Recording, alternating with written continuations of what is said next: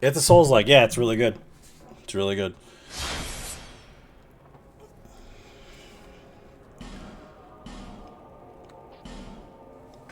I like it. It's pretty fun, Stevie. Perhaps you.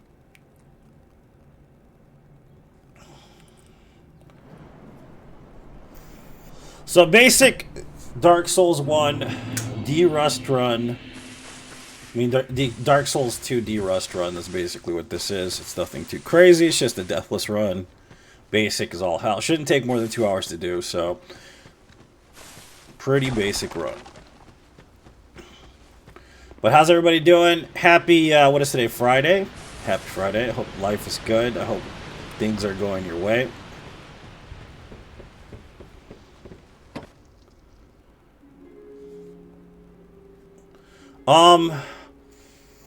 I would say buy Bloodborne, dude. But if you have PlayStation, it should be free, Stevie. So...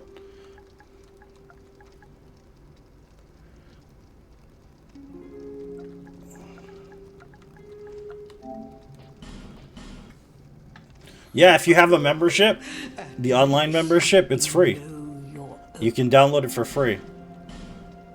And that's just like the basic too, I think. It's not even like advanced or anything.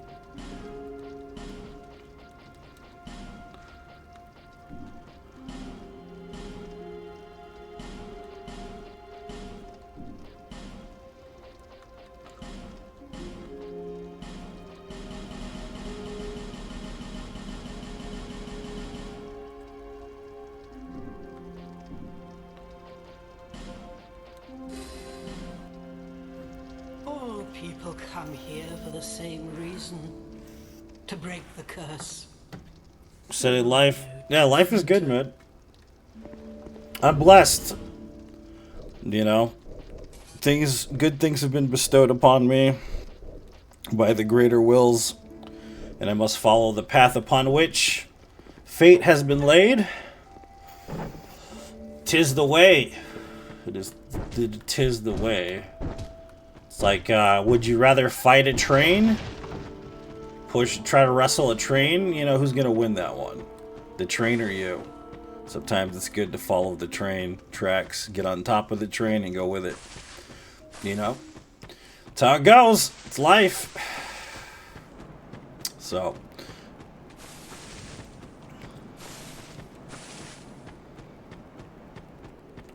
Sometimes there are better plans laid before you. You just don't know it. It's basically what it comes down to. Sometimes the guy in front of the door is actually the one that's going to open it and not hold you from going through it.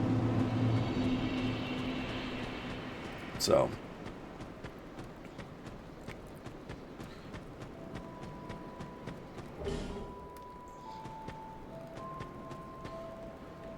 Babu babu. So yeah, I don't know if you guys know this, but I released a demo for my musical project called Neon Cross. That's on YouTube. Like, it's got no views because I don't really care if I have that many views, but it's kind of cool to release music. It's been a long time since I put out music, so it was a nice feeling to actually do that and have like a musical project to work on. It's fun. It's a good time. So nice outside today, is it? Over here, I think the high's only going to be like 75 or something like that. It's been like 100 degrees. What's up, Donato? Welcome. It's been 100 degrees lately. I can't... oh yeah, actually I can. Go and select the first race of people and then hit random 5 times. There you go. Same exact build.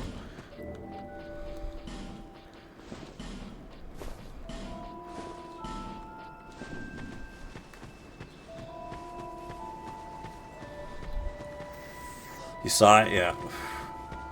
It's kind of an interesting mix and mash of music. So if you don't know anything about me, I really love gay club music. And I really love gangster rap and hip hop.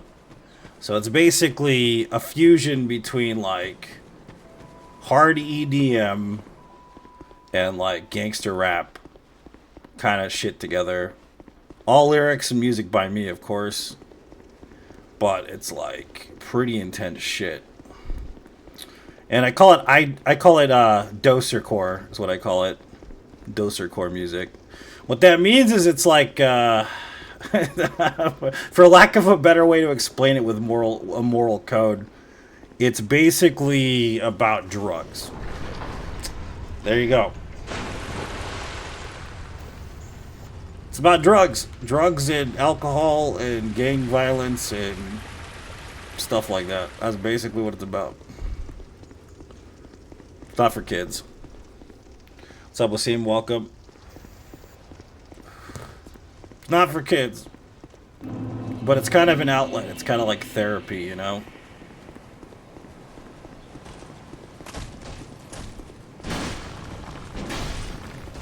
No, I don't. It's on YouTube. I don't put together those things. It's not by Forlorn Knight or anything like that. It's by my group Neon Cross. It's a completely different brand.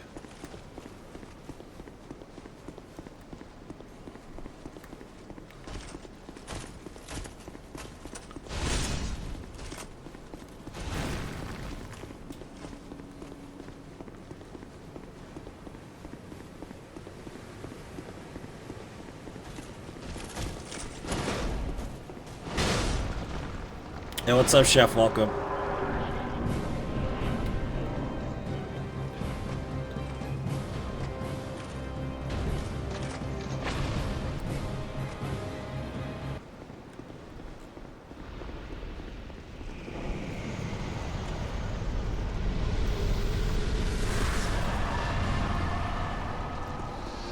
Yeah, I started getting into music distribution stuff recently, so it's going to be available on iTunes, Spotify, YouTube Music, a couple other places. Please stop this.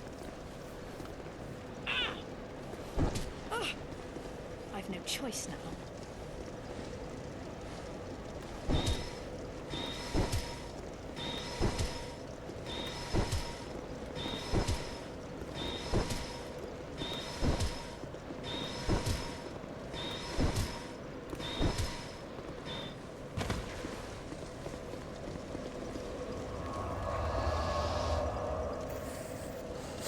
It's just kind of a weird thing because, like, you can't really brand them together, you know what I mean? The concept of what I was going for with the music isn't the same as what I was doing with Forlorn Knight. Forlorn Knight is very specific, you know?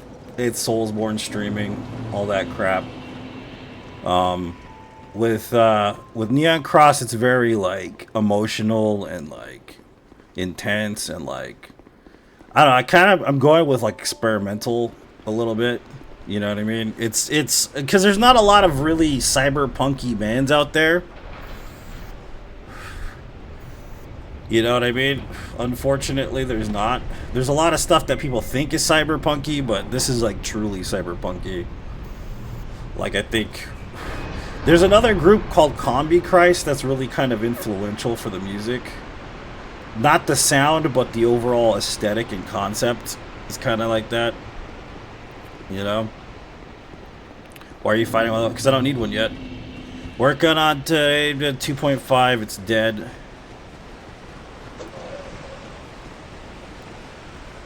Your work is dead? Is that what you're saying? It's hard. I'm having a hard time understanding what you're saying there.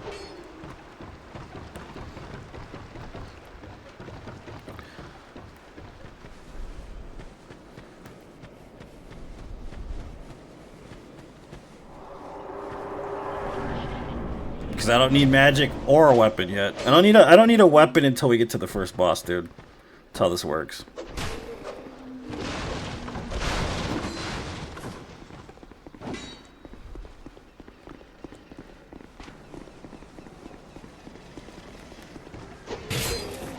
Because the best weapon is your mind, bro. That's why. What's up, Dave? Welcome. Oh, yeah, okay, it makes sense. The Easter holiday, the Easter weekend, yeah, it makes sense.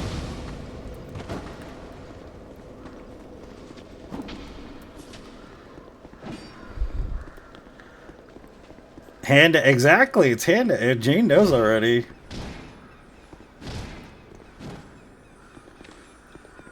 Jane already knows the hand axe.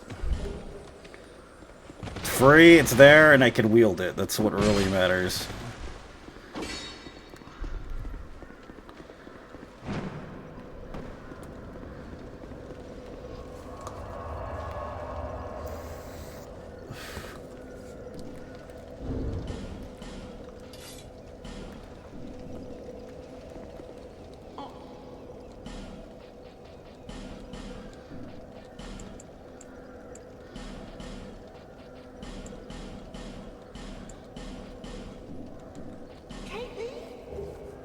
With some goo, baby. Yeah, that's right. Man, yes, or we can drang legs in the jar. But you know what? It's up about it. Lonely. Classic run, actually. It's just like this, like the standardized, like any percent route is pretty much going to be always the same. You know what I mean? It's pretty simple. Self-explanatory. Get things done. Finish the game without dying. Pretty simple. Easy, easy, easy. Easy, easy, easy. Like riding a bike, homie. You know? Oh shit, well. Stop that. Thank you. Turd burglar.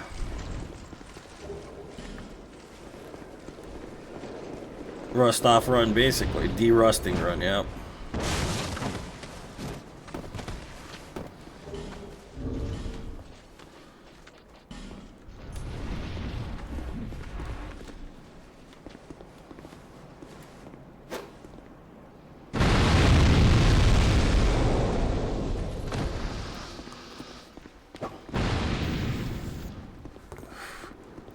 Pontiff's your favorite? Are you a bot, Dougie? Sounds like you're a bot, bro.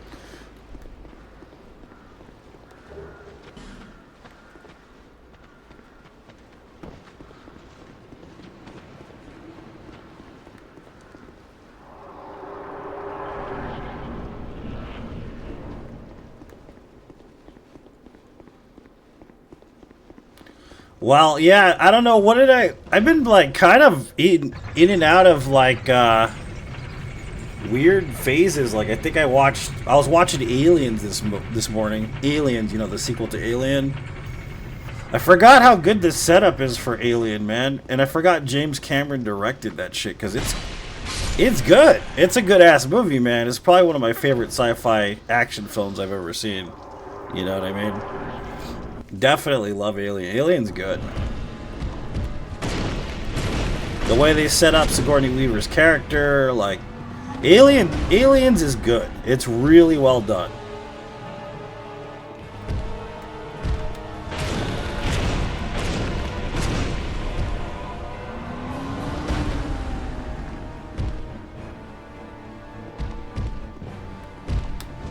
Yep.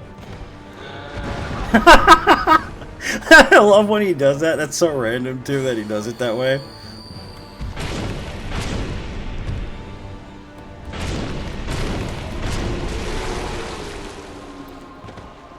He's like, I'm just gonna fall down. Like, okay. Sure.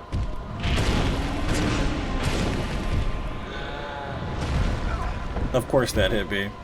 Dark Souls 2 hitboxes. Ooh-wee.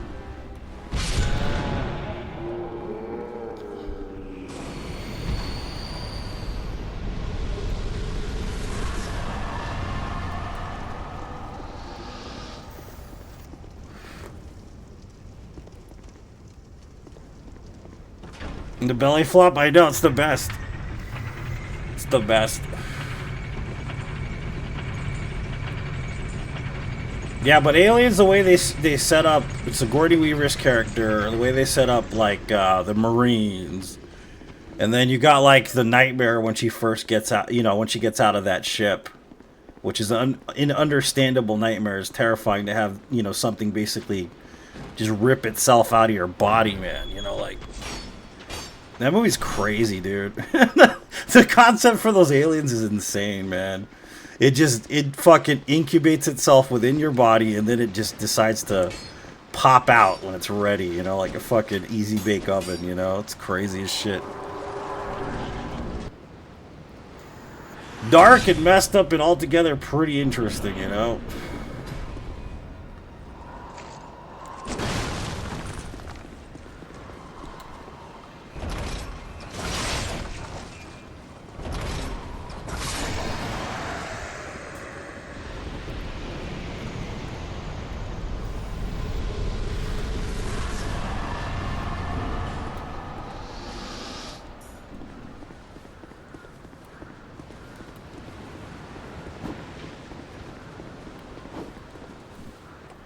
Butter, butter, butter.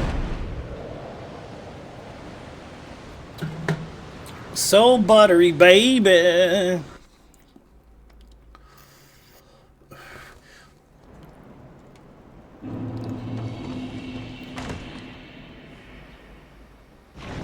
I think I was done after Alien 3, though, Mark. I've heard Romulus is good, though. After Alien 3 killed off Newt, you know, and Sean and Michael Biehn, I was like, yeah, I don't think I want to watch anymore.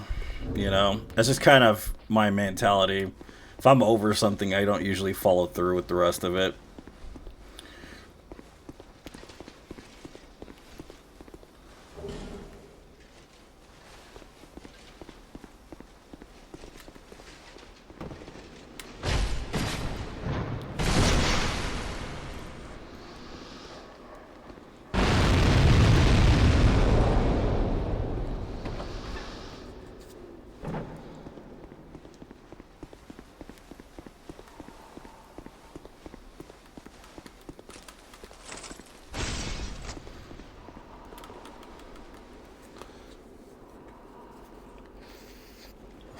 Predator mashups. The comic books were better.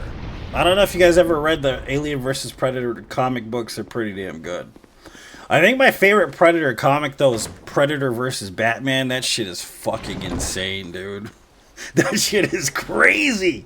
Because, like, Batman gets blinded by the Predator, homie. And it's insane because he has to create a sonar sight suit. He makes a fucking sonar sight suit. So a legitimate Batman is what he becomes. And it's fucking crazy, dude. I love Batman versus Predator. That shit is insane.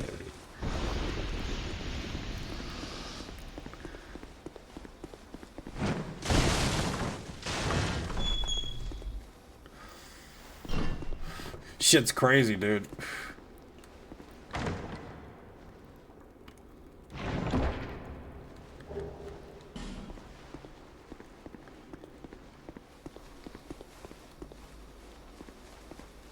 That's how you get up there, I forgot. Butter, butter, butter.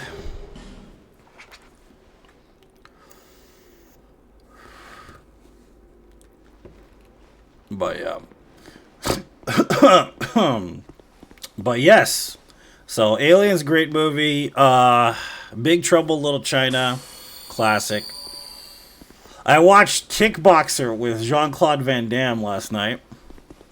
The soundtrack is baller as fuck in that movie. You know? I think it's great. I love the soundtrack to Kickboxer. That scene where they pull out the broken glass, too. The resin in the broken glass on the gloves, you know? The old way.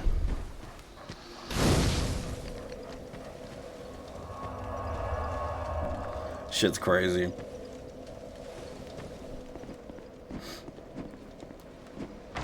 And it's funny how many movies Jean-Claude's in that is exactly the same, dude. Like, it doesn't matter, like, which movie. Basically, it's Jean-Claude in the same movie over and over again. You know what I mean? It's crazy. Right now, you give me stone. You've seen Kickboxer over 100 times. Right? I know, man. Shit's good, bro. It's good, I'm telling you. Dearly.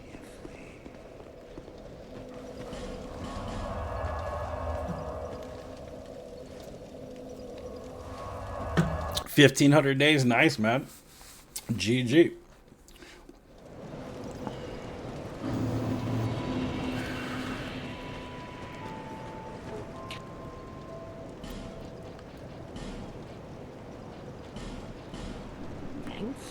Thank you, Kenley.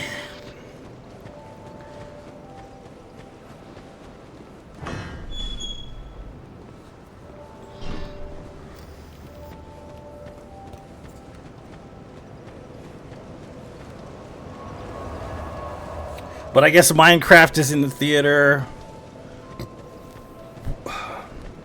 My daughter's gonna go see Minecraft today with her grandfather. Pretty excited. She's pretty excited to go. She loves going to the movies.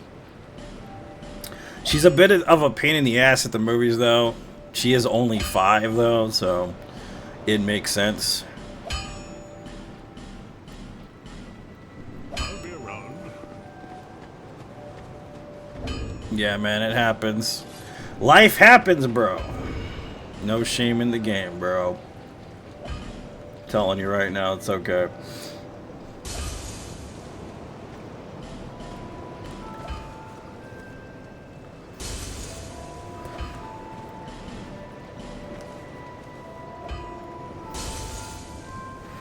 Thanks for the GG, Chef. I appreciate that, dude. So I was sitting back today. I was like, what am I going to do? What run are we going to do? We've done so many runs in the Soulsborne games. So many different, strategically difficult runs. Dark Souls 1 through the rest of the whole entire series. Yeah, I'm like, what am I going to do today? And I was like, it's back to the gravy train, homie. You know, that's how it goes. You know, you take a break, come back regrouped. You know, sometimes it ain't fun. It is what it is, but here we are. Dark Souls 2, no death run. What's up, Christopher? We have to get to 500. That's where we're going. We're going to 500. After 500, we've hit the halfway point in the run, finally. But that's the goal, 500 for right now, to 1,000. Oh yeah, so. And we gotta finish at least 500 right now. Satisfied? Oh.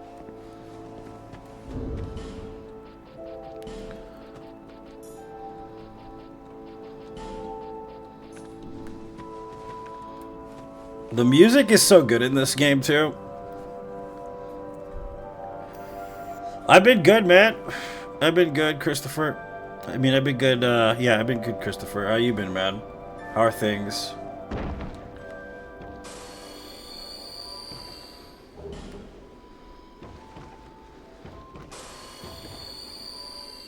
I don't ever need that, but I always grab it for whatever reason. I don't know, for just habit, maybe.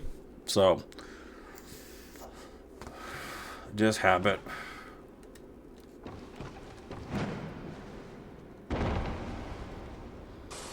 What's up, Daniel? How's it going, man?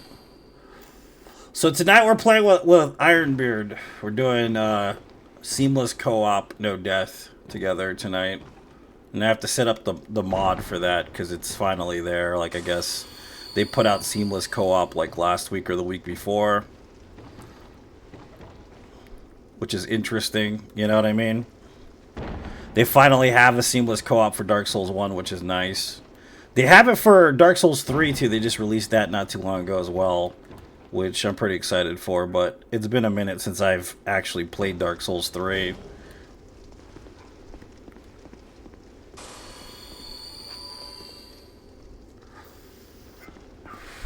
Habit. It's all like, I don't know, man. It's muscle memory at this point, you know? The only real test is coming up, though, because the gutter is, like, inconsistent if you haven't played in a while. Gutter is a gutter, though. That's kind of the reason why. Gutter is nasty, nasty, nasty. Everybody hates the gutter. Even runners, even speed runners, everybody hates the gutter, man. Gutter sucks.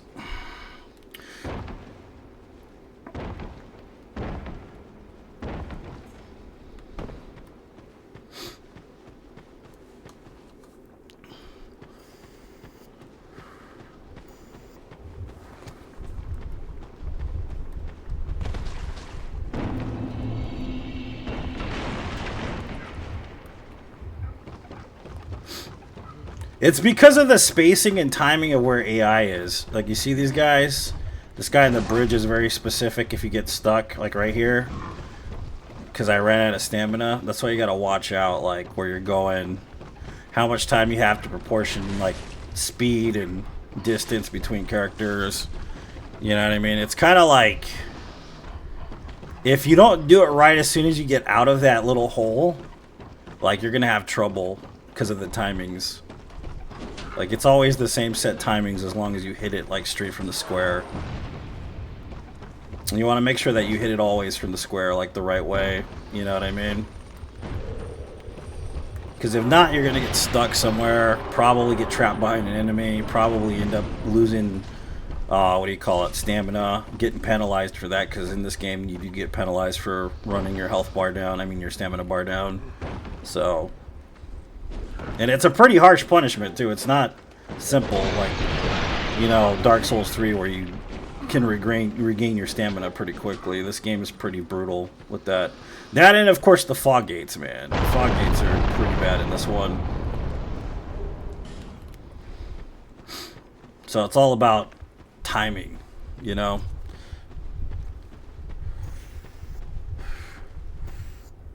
You won't be in the gutter? Yeah. I mean, the gutter sucks, dude. No one likes being there.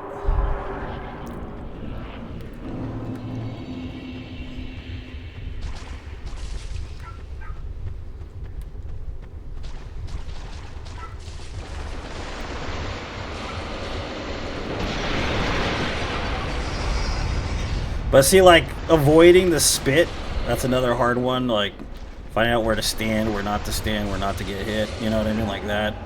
Then hitting the fog gate right before the dude spawns in behind you, you know? It's all pretty difficult to learn. It looks like I'm just running, but there's a strategic way that I'm doing it.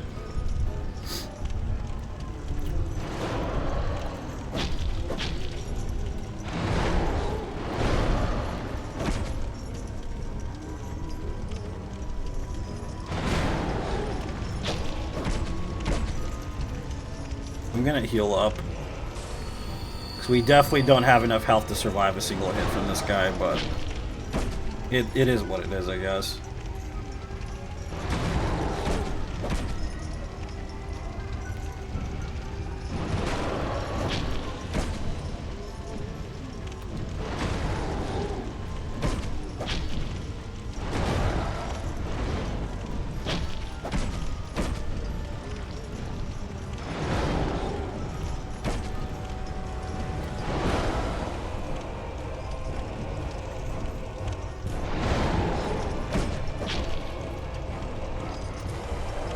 Hopefully I'm far enough away from the hitbox, which I was.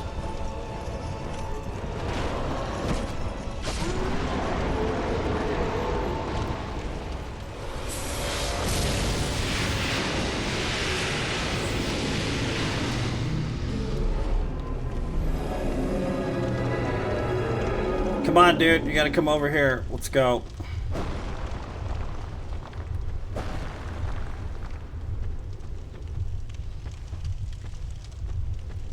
Yeah, because even in no hit runs, a lot of times people bring down like a mace and fire bombs and shit and like break all the crap.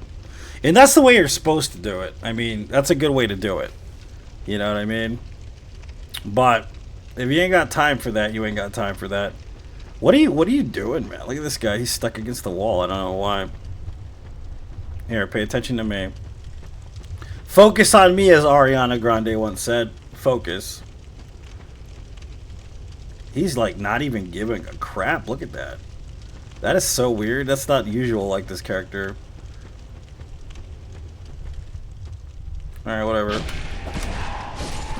I'll just kill you. Why don't you come over here then, dude? You gonna be stuck too? He's stuck too. That's weird. Not used to that. Usually they follow me everywhere. Is it because I didn't get hit by poison? Like, I'm trying to understand what the reasoning is here.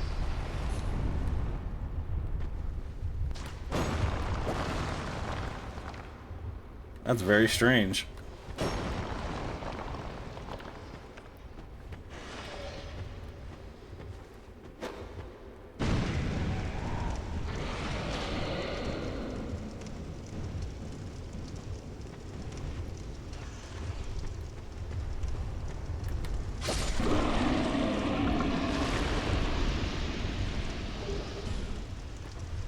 Oh, now you see me. Okay.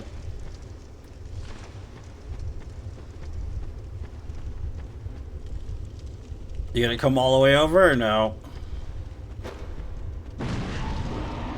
Doesn't matter. Just get rid of them.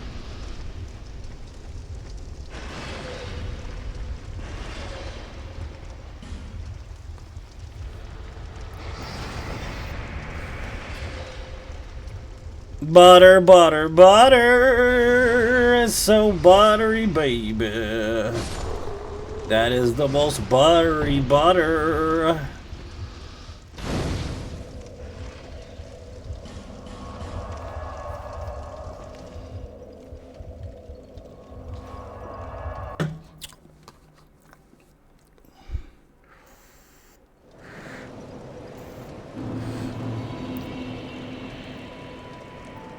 $464, yep. Hey, Hawkeye, I released some music, bro. I released my first demo.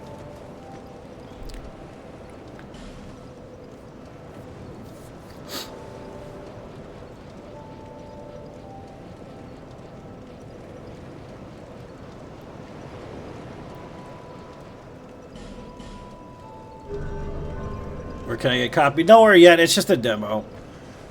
I'm doing the distribution thing though, through DistroKid and all that shit. So it should be on like iTunes and shit soon.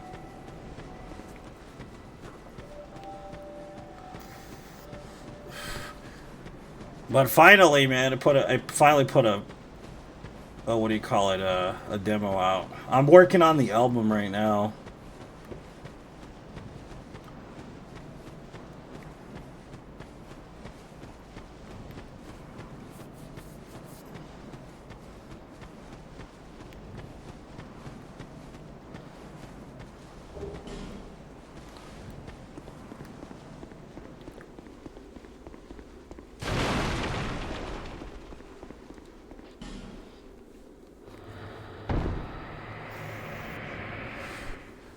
Oh yeah, man, the whole process is cathartic, exactly. That's what I was trying to tell somebody, like, why are you making music out of nowhere? What the hell's going on? What is this shit? And it's like, it's cathartic, man. It's like therapy, you know? It's the kind of therapy you don't have to pay for. You only pay for it in hard work. You know what I mean? Get to express yourself, say all the things you can't say in your normal waking life, and then listen to it, you know? So it's kind of a good vibe, you know?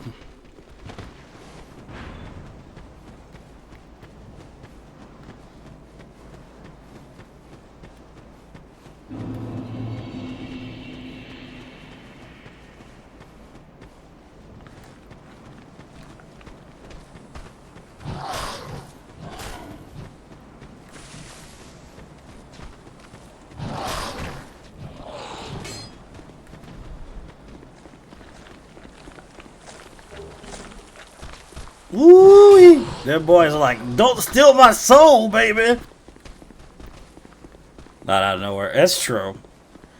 That's very true. Oh man. But yeah, Dark Souls 2, classic. I love the classic 80%. This very simple, very straight to the point. Just finish the game. You know, this is cathartic in its own right. You know what I mean? Good feeling finishing the game, relaxing while you're playing, hearing the good music. You know, you got Bajula on the soundtrack, probably one of the best video game tracks ever made. definitely one of my favorites. The overall feel and atmosphere, the melancholy in the game, it's very overpowering. It kind of gives me a Silent Hill 2 vibe. Maybe that's why I like it so much. Because Silent Hill 2 is my favorite franchise. I mean, my favorite game of all time. Excuse me. So it kind of gives me a Silent Hill 2 vibe when I play this. I could see that being part of the allure for me. You know what I mean? The Dark Souls 1 I love. I love the message. I love the boss fights. I love the overall like level design. Great soundtrack. Well put together, well written. Of course, you know. But I just don't admire it as much as I admire this game. I don't know what it is. And it's the first one I started on. You know? I love Dark Souls 1. It's fun. It's just not my favorite.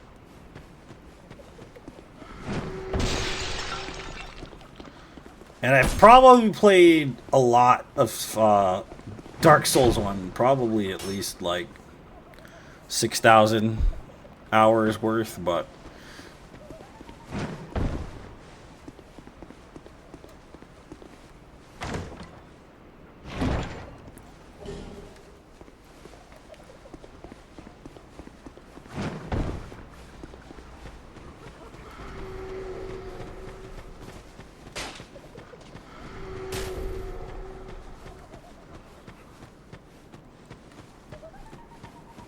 was it?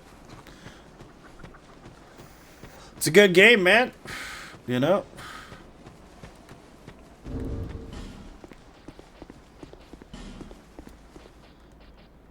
It's crazy that Forlorn's gonna appear at certain times. I already have a vibe of when he's gonna show up. I already know, kind of.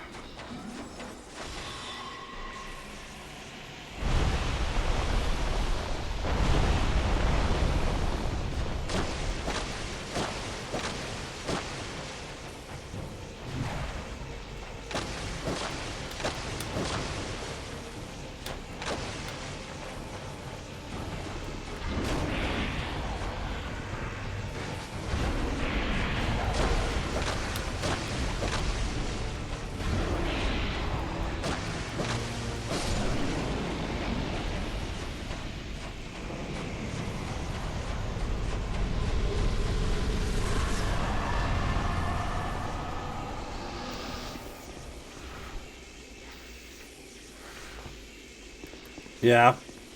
They're very different games. Very, very different games. But they're equally good, in my opinion.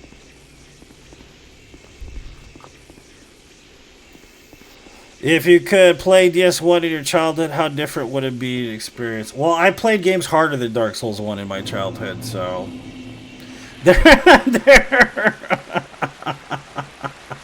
There's that, you know? I mean, I started off when I was a kid. I started playing Super Mario Brothers, Castlevania, and Ninja Gaiden 1989, bro. So this game, compared to those games, it ain't that hard.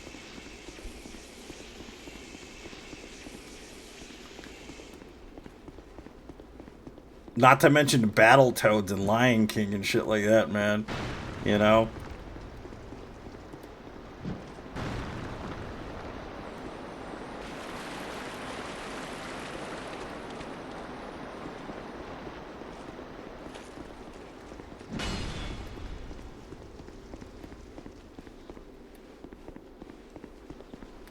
Oh god, Lord, Lion King, yeah, dude. Lion King was a beast, bro. I'm telling you right now. That shit is terrible. Haven't beaten a single Souls game. Yeah, Ghosts and Ghouls, Ghosts and Goblin, any of them, man. Yeah, for real. Those shits are way harder than Dark Souls. Them shits is hard, bro.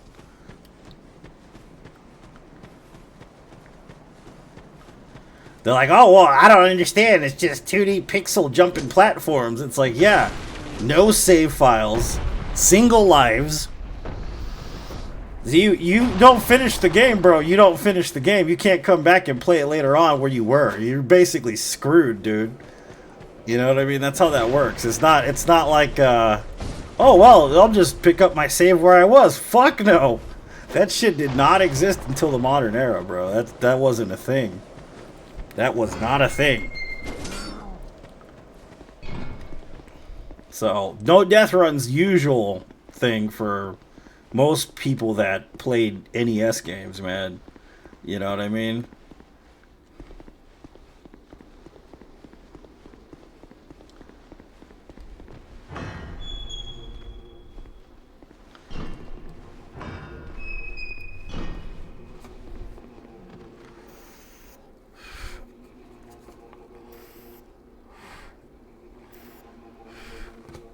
So, like, Lion King's a great example of LJN. I don't know if you guys are familiar with LJN. LJN made unbeatable games on purpose. The reason why they did this is for money. And a lot of times what will happen is they had, like, an arcade cabinet. So you would sink quarters into this motherfucker, or nickels or dimes or whatever, pennies sometimes, depending on who you were and where you were from. But that's why they did it, is because they knew you were going to pay money to try to beat the game. So they would put these games on console with the same exact fucking coding. And of course, nobody ever, you know, really tried to beat the game, because by the end of the weekend, you didn't finish it. And if you didn't finish it, you were screwed, you know? You had to go back to school and all this crap. So it's kind of something they manufactured on purpose, you know? You know what I mean?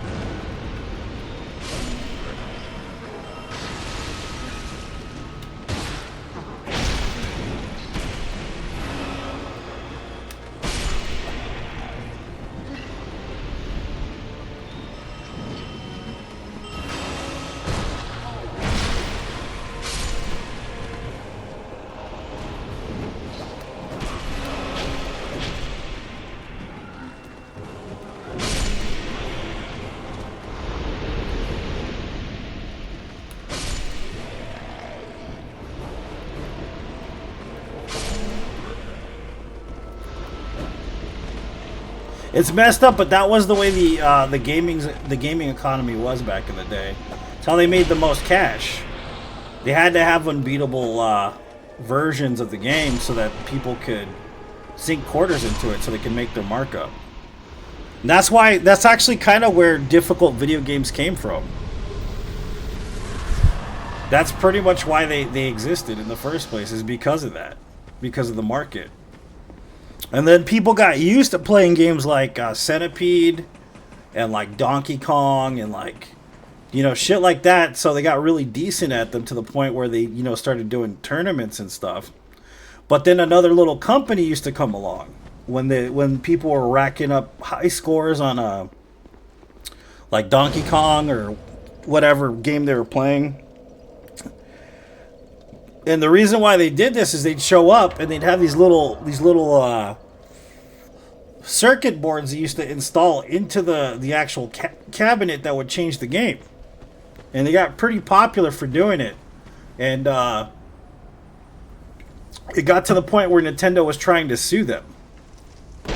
And what happened was, instead of suing them, they ended up acquiring them, like having them become partners with them. And this company was known as Game Genie. You remember the Game Genie? That's where it comes from. That's basically the truth there. That's how Game Genie started. They were modding games to make it more difficult for people that owned arcades. They were going to sue them at one point, and they ended up partnering with them and actually making money alongside them. Which is interesting. And this was like the first version of modded games ever. Straight from the cabinet. Which is pretty cool to think about.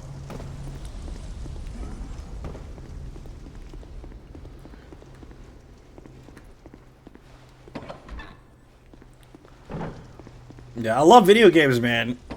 Chef, I love them, man, you know? Been playing them a long time. I'm pretty excited for the Snake Eater remake. That's going to be pretty sick. I know that's going to be pretty good. Just make sure I got everything right there.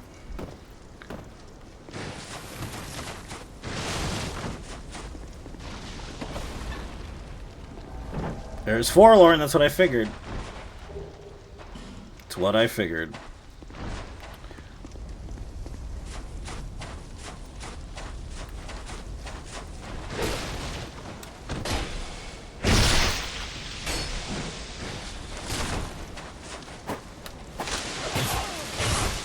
That's not a good mix-up. Let's get this dude to fall in here.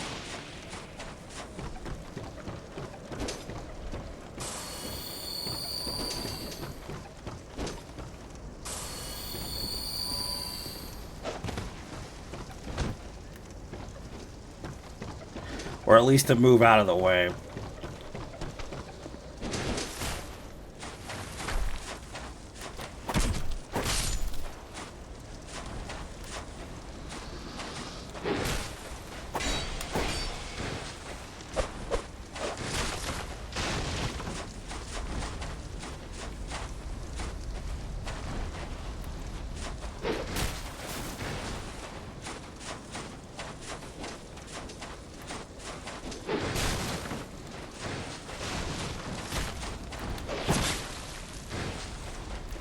I thought it was going to be this guy that was coming at me, but he's not that quick. I thought he'd be faster.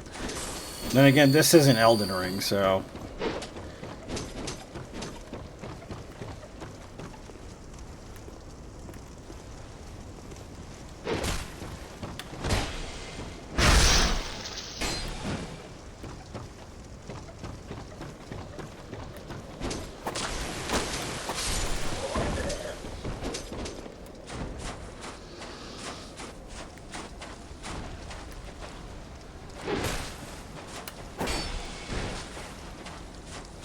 Come on, buddy boy.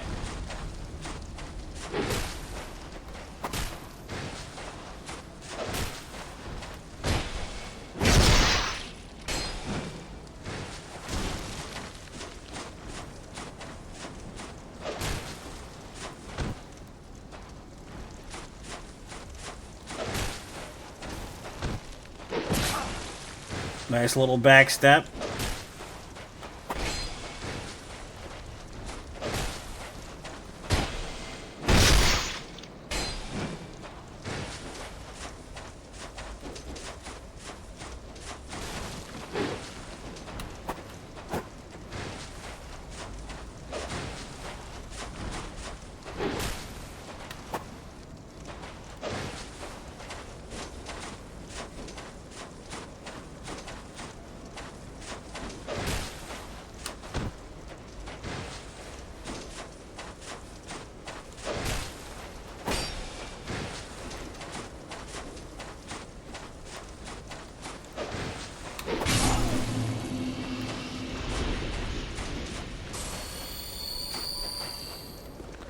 Butter, butter, butter.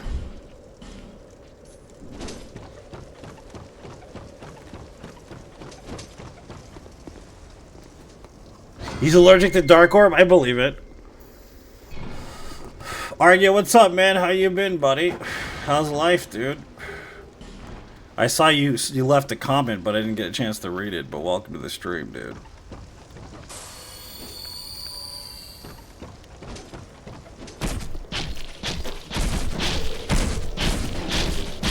You know what also I've been watching a lot of lately too is Unsolved Mysteries with Robert. Get the fuck out of my way, dude. Robert Stack's Unsolved Mysteries. It doesn't, Dougie. You ever play Final Fantasy? Think about it like a Final Fantasy game.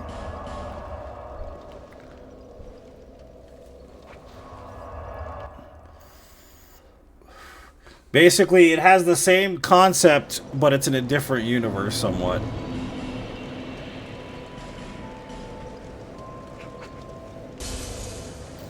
What's up, Nightmare? Welcome. But in Dark Souls 3, they combined the storylines. So you gotta understand, like, there's a whole lot of lore and shit from Dark Souls 2 and Dark Souls 3, and there's a whole lot of lore from Dark Souls 1 and Dark Souls 3. It's where time converges, is the convergence. If that makes sense.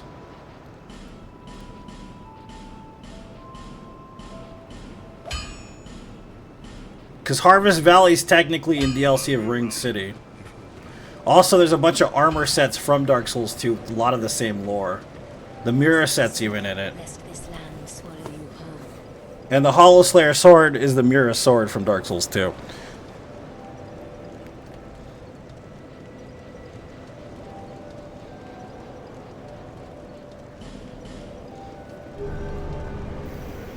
Yeah, exactly.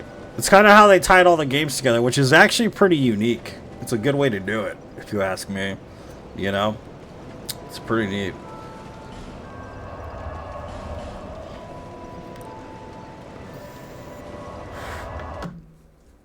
So, this is something that a lot of people don't know, Chef, is that basically the Dragon Slayer armor is basically the Iron Golem. What I mean by this is if you go in there, he's the Bridge Keeper, number one. Number two, he's an animated suit of armor. Number three, he does the same attack as Iron Golem does, which is this axe. Like a ghost axe he shoots at you in the second phase. It all comes from the Iron Golem. So basically, he's a nod to the Iron Golem from Dark Souls 1.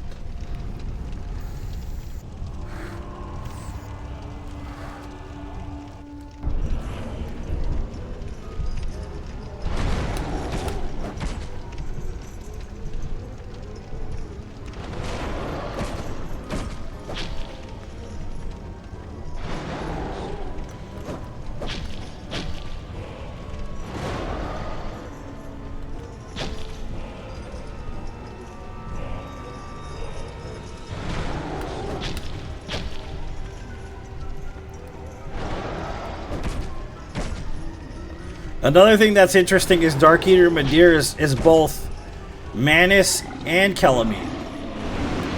If you're not familiar with the Dark Eater Midir boss fight, he's a mixture, an amalgamation of both Kelamite and Manus. Basically, if Kelamite had been eating what Manus had been providing in the Abyss, is what Kelamite is. And of course, Slave Knight Gale is also a throwback as well. It's, you know, like basically Artorias. So.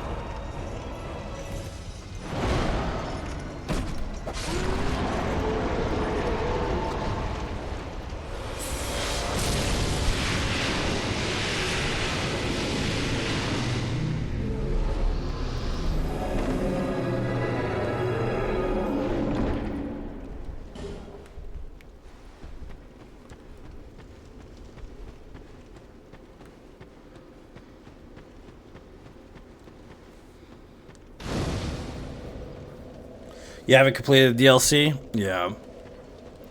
There's a lot of DLC. There's a lot of DLC influence in Dark Souls 3 from Dark Souls 2 as well.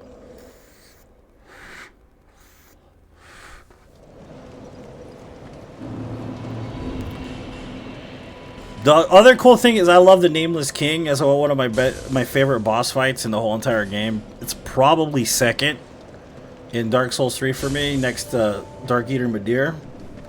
You know what I mean? The reason why that is because of the lore involved with the Nameless King. And the crazy thing too is in the first game, in Dark Souls 1, you see where his statue was, but it was defaced because he was disowned by Gwyn, basically, for aligning himself with the dragons. And it's pretty cool because when it all comes down to the semantics of Dark Souls 3's boss fight for Nameless King, it's all a culmination of what happened and where he's been, essentially, which is neat. It's like they were thinking beforehand of this boss, which is interesting as shit, dude. You know what I mean? Very interesting.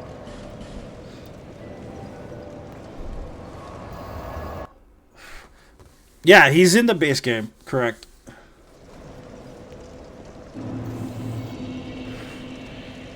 You're talking about Dark Souls 2? Yeah, no, I know you're talking about Dark Souls 2. I'm talking about Dark Souls 3, though. Nameless King, specifically.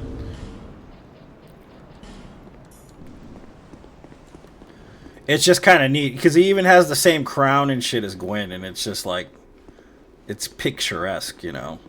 It's very cool. I also like that that phase has two that boss has two phases. I love that. He comes in on the dragon, and the second phase is like lightning god of storms, you know, that kind of shit. It's very cool.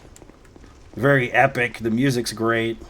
The boss fight's fun, you know, like it's just a great boss fight all the way around.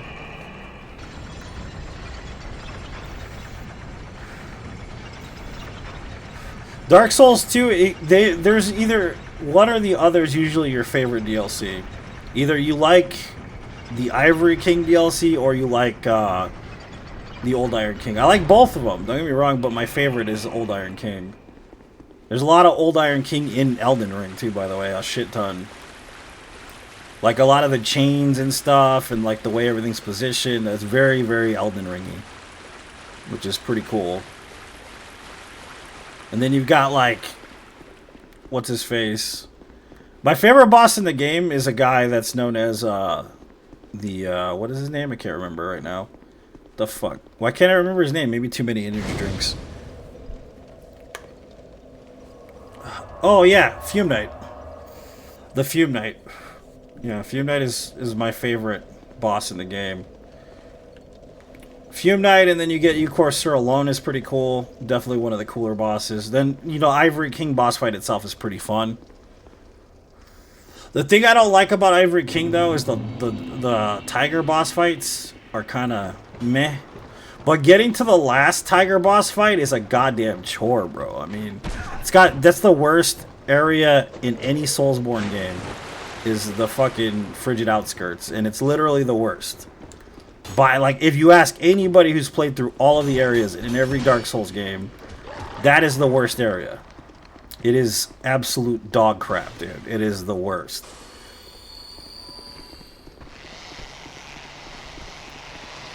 And the thing is, at the end of it, you get this boss fight, but it's like, could you fucking move out of the way, dude?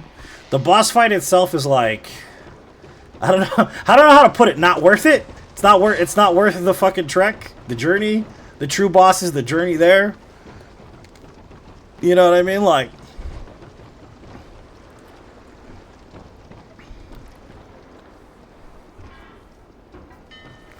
it means smoke. You know what's funny though? Is that there was a mistranslation in Japanese. Because he's supposed to be Puma Knight. He's supposed to be a Puma.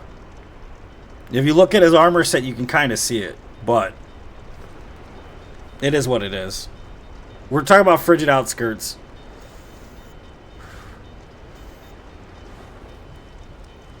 The same with Pursuer. Like, there's a big mistranslation when it comes to Pursuer, which is Pursuer, as a single entity, you know, a person that pursues you. When in reality, in the translation, it's pursuers. Basically, he's like a undead police force. They're part of like a group. The pursuers are basically like the cops. They don't want the undead taking over. They don't want him, you know, igniting the first flame. So his job is to kill the undead, essentially, or stop him from going to the kiln. So there's always this misinterpretation that he's a single dude that keeps pursuing you, but in reality, it's a group of people that are pursuing you.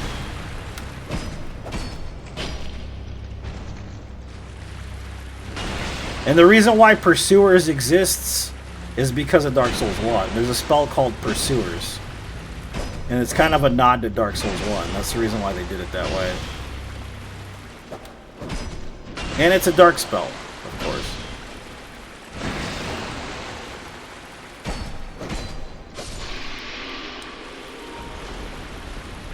Gotta plug this shit in before it dies.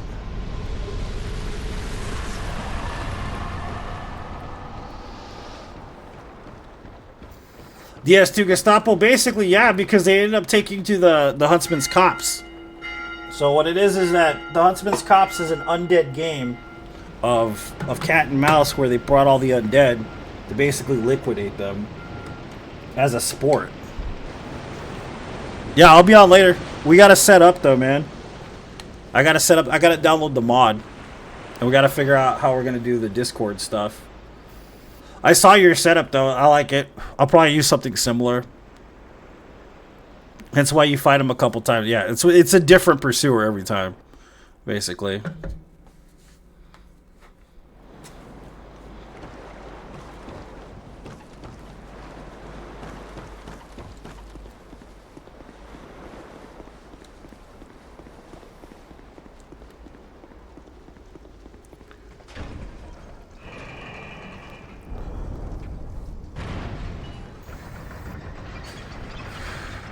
I'll give you a call, messenger there. Okay, man. I'll try to keep it on for you because I usually close out of it.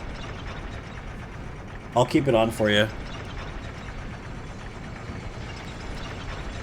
PlayStation 5.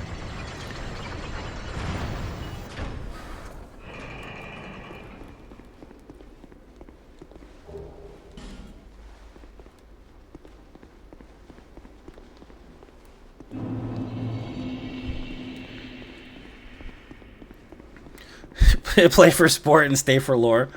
Yeah, man, there's a lot of interesting lore in it. The thing that's cool, too, is the tie-ins to Elden Ring and Dark Souls 2. I've said this a bunch of times. People don't realize how much there is actually attached to it.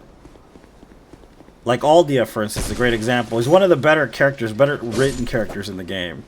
Is he annoying and he looks like shit? Yeah, he is annoying and he looks like shit, no doubt about it. But the tie-in to Elden Ring from Aldia is insane. Because basically the Forlorn, which is an interesting like development in the storyline itself, was an experiment by Aldia. And this is the reason why the stories are tied together. And this is kind of, it's like one of those tongue-in-cheek things, like unless you really pay attention, you're not going to notice. But basically the reason why Dark Souls 1 is tied to Dark Souls 2 and they're both tied to Dark Souls 3 is because of Aldia.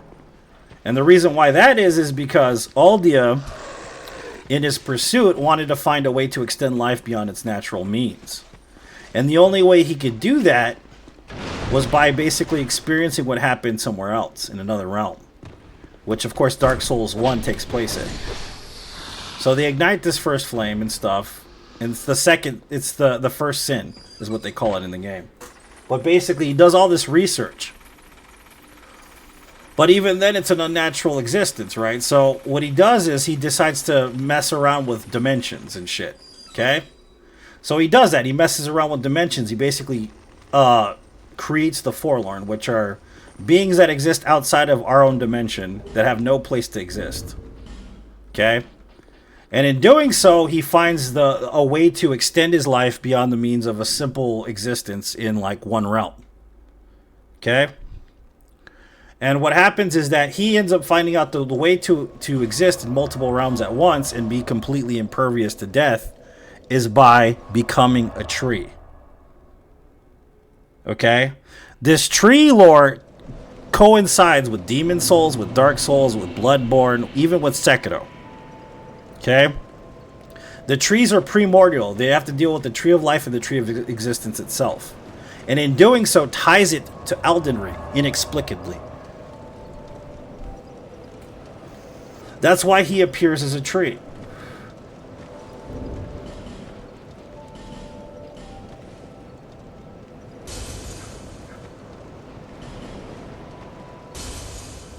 The same with the ancient dragon, the boss fight upstairs, like when you go all the way up to the top. The reason why that's not the true ancient dragon is because it's the soul that was consciousness of Aldia that was transposed into a dragon. Because dragons were all defeated. They no longer existed. So basically that dragon up there, when you kill him, you don't get the ancient dragon soul because it's actually a part of Aldia that's pretending to be a dragon. Because of his sick experiments. That's why I said he's one of the more interesting lore-heavy characters in the game. But his design sucks and he's annoying to talk to.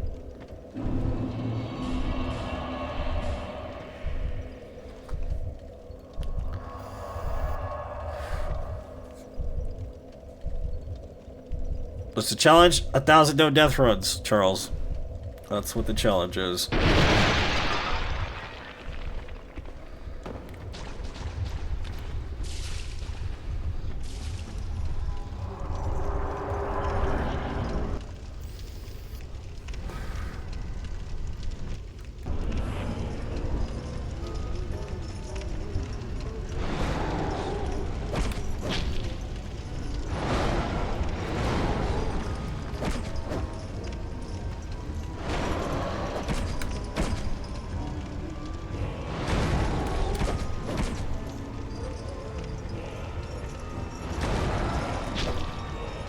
It's not just making a wall, it's making the bricks for the wall. That's the most important thing. The bricks need to stand firm in order for the wall to exist. Each molecule plays a part in matter.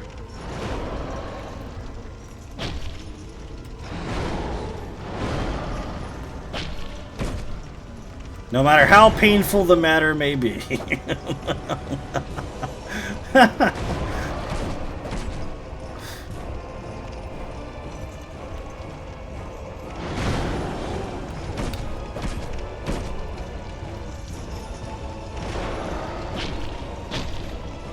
Yeah, I'm gonna fight it one more time too. That's another interesting thing that Dark Souls 2 has that the other games don't, is the mechanic of respawning bosses in the next NG, in the same NG. Which, First Berserker does that. I remember somebody on TikTok's like, dude, the game's awesome because you can fight bosses multiple times and you can farm them for, you know, Lacrima and all this. It's like, dude, that's a mechanic in Dark Souls 2, dude. It should be in all Soulsborne games. Should be, but it's not. It's a matter of pain, yep.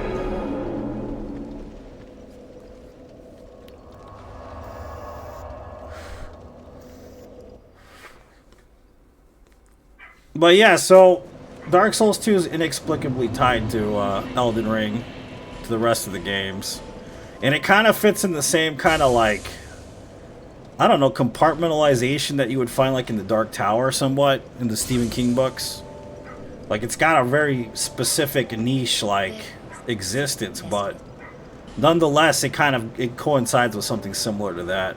It's the only way I can really describe it, you know what I mean?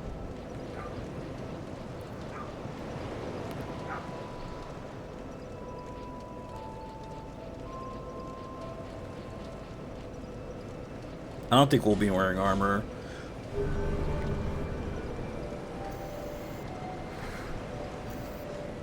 Each figure plays a role in butter. Yeah, it's true. You're not wrong.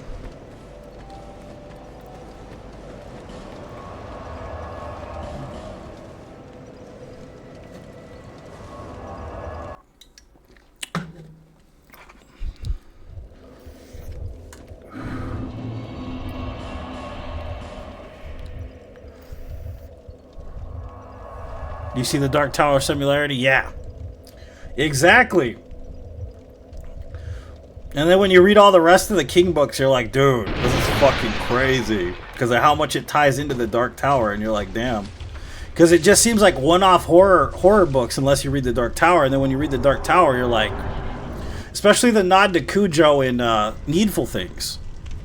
There's a spot in Needful Things, the book, that's a nod to Cujo, and it has a lot to do with why Cujo was insane, essentially. And then, of course, it coincides with Dark Tower completely, which is fucking insane. Stephen King's such a great writer.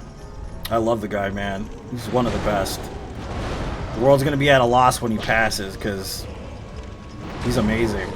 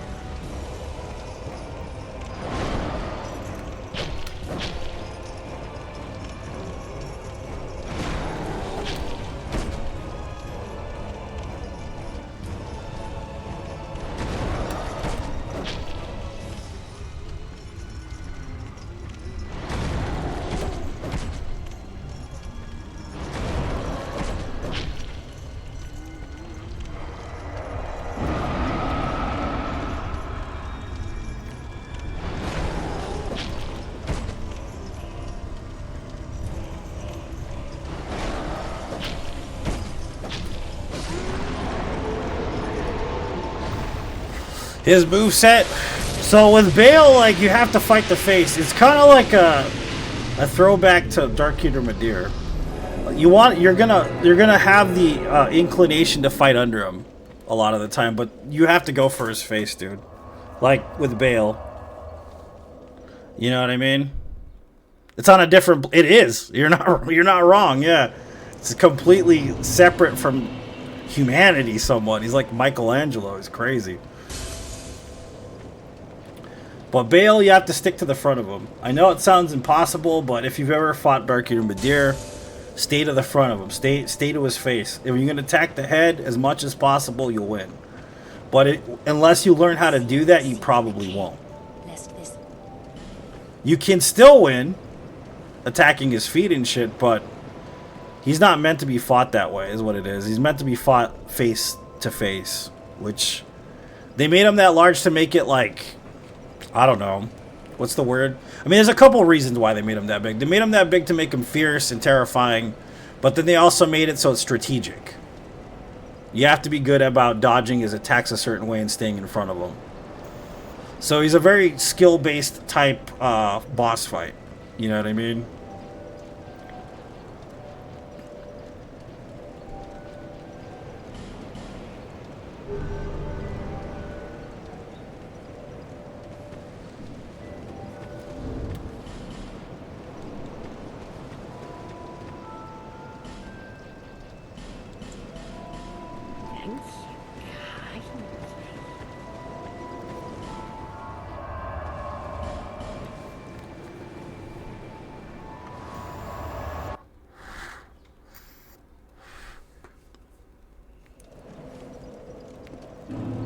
Stephen King, yeah, Stephen King is a god, man. Like, literally, like, one of the best writers, I think, in history. Like, I don't mean of the era, I mean, like, in total humanity. Like, probably gonna be one of the greatest minds ever, in my opinion.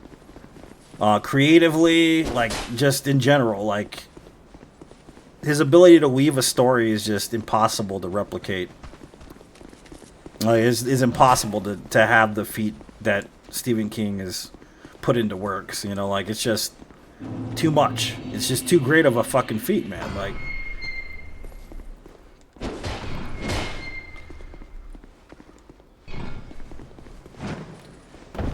the amount of books, the amount of content, the amount of, like, character development in his stories, and the amount of singularity that he puts on every single, like, storyline, like, just... it's too much. You have a date tomorrow, go to the bookstore? Hell yeah.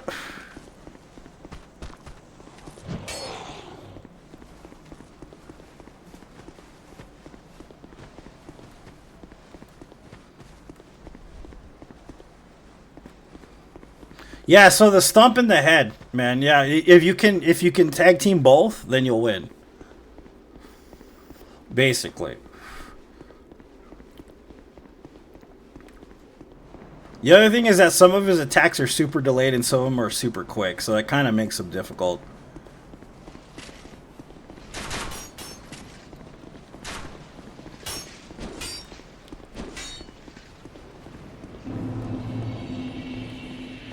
Well, that's the thing about it, like, I used to read when I was young. When I was between the ages of, like, 5 till I was, like, 16. Like, I read every day. I read books constantly. And then something happened where I just didn't want to read anymore. Like, I just wasn't interested in reading anything. And then, about the age of, like, 25, give or take, I just stopped reading nonstop. Like, I picked up Stephen King books one day, and I just started reading it. And then I just didn't stop reading his books. And then what happened is eventually I ended up collecting the majority of them. And I have this massive collection of Stephen King books, man. Hardcovers, soft covers, everything you can imagine. The only thing I don't have is a signed copy, of course, but I have first printings and all kinds of shit. I have a whole, like, library of Stephen King books. Like, a shit ton, man. I got at least, like, 70 or 80 of them. All, like, some of them are double copies, too. Different printings, like if I don't want to take my hardcover with me, I'll take my soft cover with me. Like, I got a shit ton of Stephen King books and novels and all that. I kind of recently started getting the Jack Reacher series, which isn't too bad. It's pretty good. It's just some books are hit and miss, though, for me. You know, some books are super, super good with Jack Reacher, but then some of them are like, yeah, that's okay.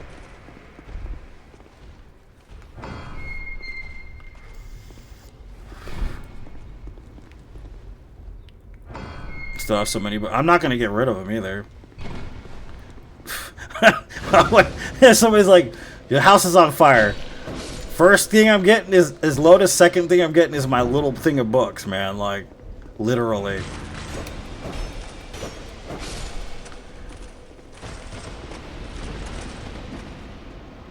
Everything else can burn. What's up, Nightmare? How you doing, man? You know what I mean? I don't care about anything else but them books and that kid, basically.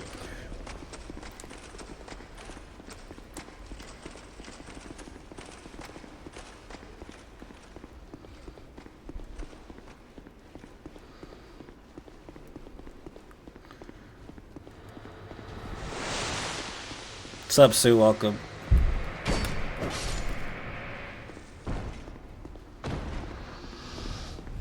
Like The Stand, I have both the standard and the unabridged versions of The Stand. I have 4 copies of The Stand, dude. 4. Think about that.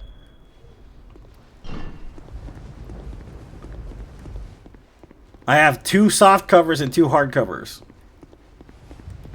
The original 1970s printing ones, too.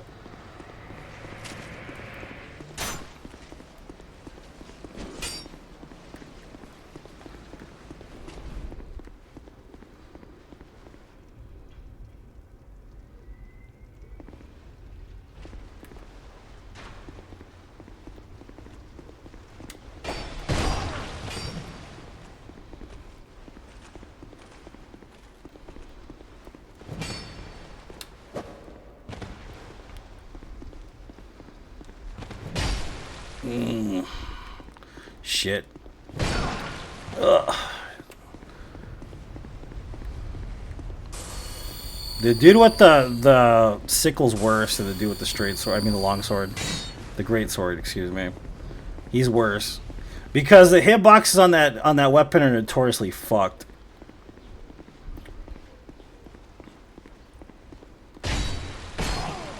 Plus it grabs you towards them, you know, it's like the worst.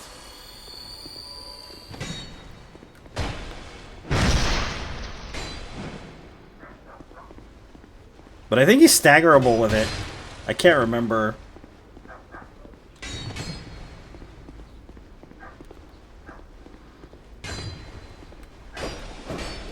As long as I hit him from the side.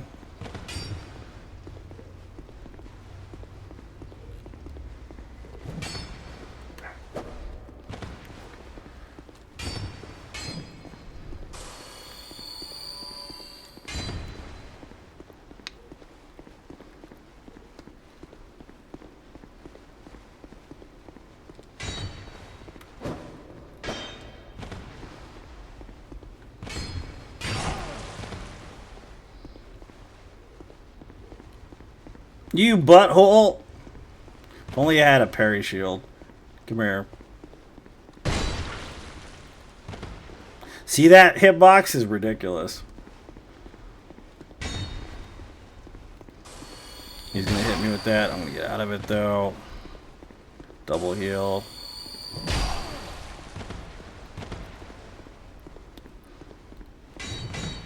That's the move right there you gotta watch. Because that does a shit ton of damage. It does like triple or double damage, one or the other. That wind up is good though to punish.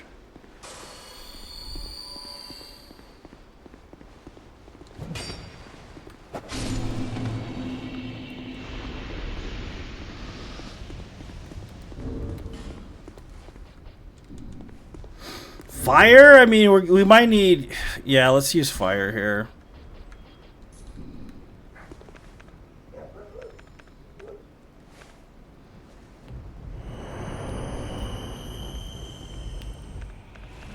Wastelands? Yeah.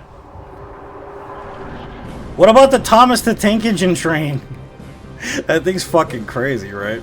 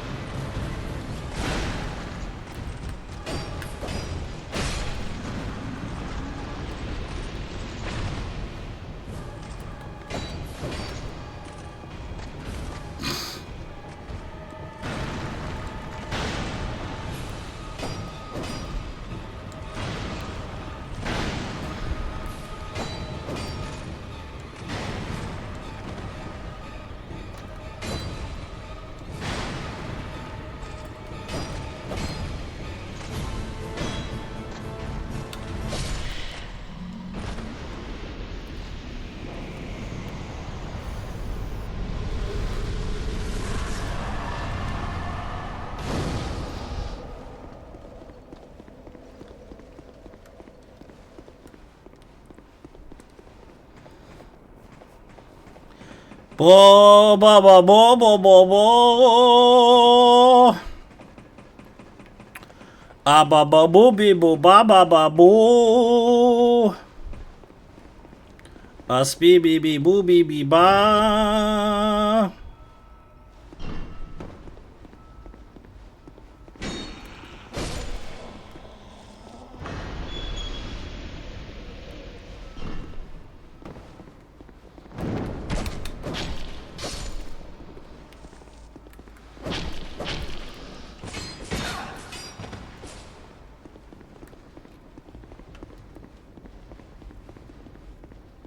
Come on, boyo.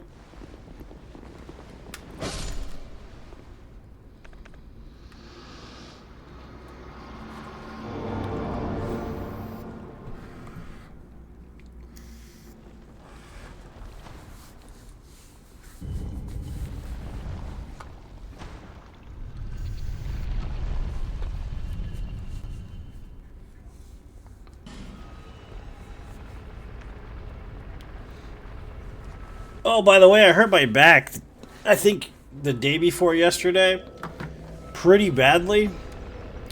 Like, you know how I hurt my back? It's a stupid story. I was at a gas station, and the pollen count was high, and I started sneezing real hard. And I sneezed so hard, and my back started to hurt. And I think I like either strained something right next to my sciatic nerve, because it is brutal. Like, I can't really sit, I can't lay down. Like, I'm kind of just screwed right now. I'm in a lot of pain. In a lot of pain. Like, I can't even get out of the damn couch half the time. I fucked up my back sneezing. That's how you know you're getting old.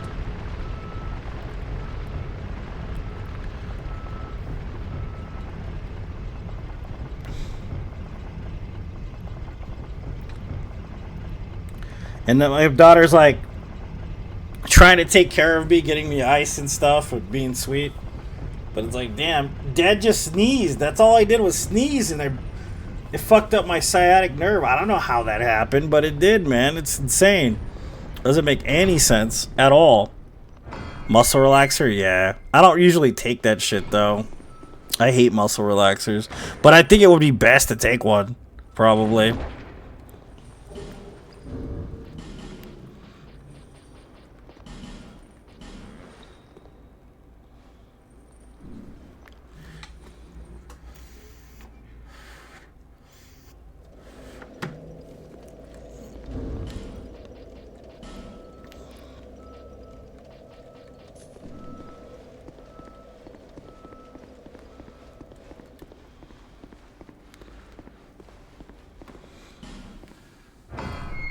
But it's just funny how messed up my back is from a sneeze. I'm just like, damn. I was just gonna get some water and put in some gas, and then like I'm leaving the QT, and I'm just like, oh God, bro, what happened? What did I do? You know, like I felt like I was delivering for UPS again or something for a second. I'm like, this sucks. Some tiny little muscle, yeah, that connects to like fucking every part of my joints and shit, basically.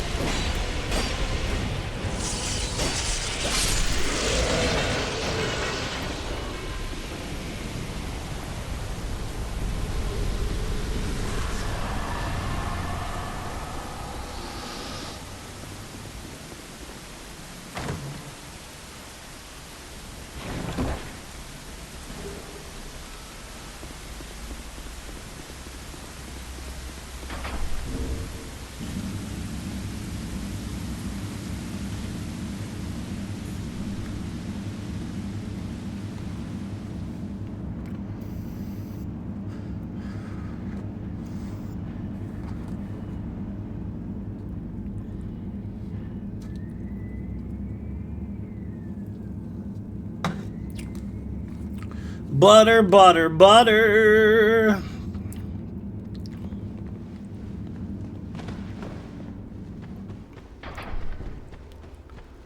Sometimes playing Dark Souls like riding a bike, right? You don't forget, you know, a lot of shit. Sometimes it's not, though. Sometimes you're like, oh shit, I forgot about that. Forgot about that part right there.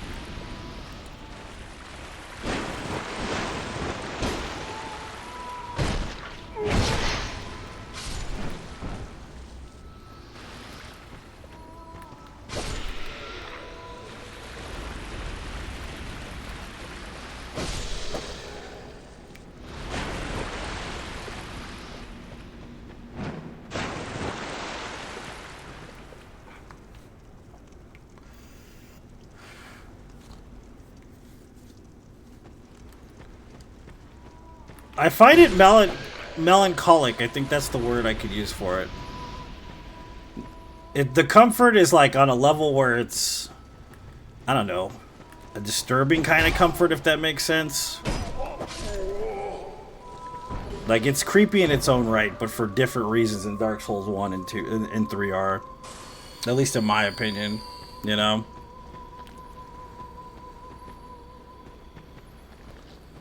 It's like the idyllic type creepy, if that makes sense. Like if Norman Rockwell painted nightmares as opposed to American portraits and stuff.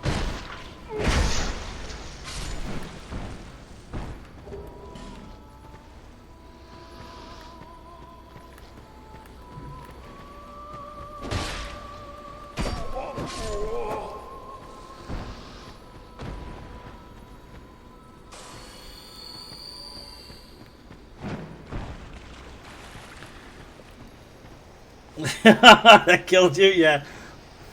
I forgot about that part, yeah. It's that one part, you know? That one part everybody forgets about.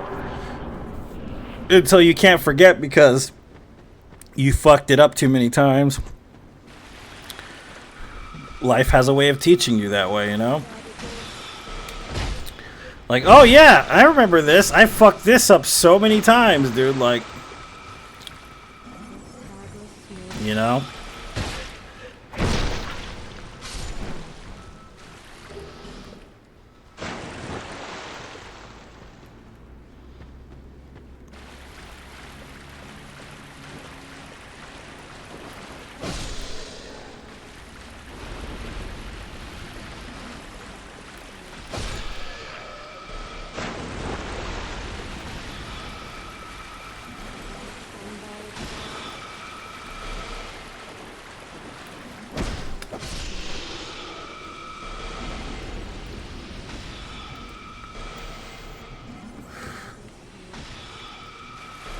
The thing I do miss about the Dark Souls games, though, versus like the Elden Ring game, is that there's a constant amount of pressure on the player. I miss that immensely because there's a lot of downtime in Elden Ring. Like, you can literally ride away from enemies and just go explore in a field somewhere. You know what I mean? In Dark Souls, you literally have to fight for every what do you call it? Pit stop. Like, every pit stop's a goddamn debacle. You know what I mean? And that's kind of the thing about Dark Souls, is the pressure's constantly on you. So it adds this air of like constant stress, you know what I mean? Versus like Elden Ring, where there's like downtime and you can kind of relax here and there, you know, and it's like a little bit more chill in that sense. But with Dark Souls, you don't get that. You know what I mean? You really don't get that downtime at all. Agreed, people who say Elden Ring is the hardest game are delusional. I don't know. I think it depends on how you play, of course. The easiest game could be the hardest depending on how you're playing, you know? Like, Roblox would be pretty difficult to play with your eyelids. You see what I'm saying here? But I think when it comes to overall just base game difficulty, yeah, I agree with you.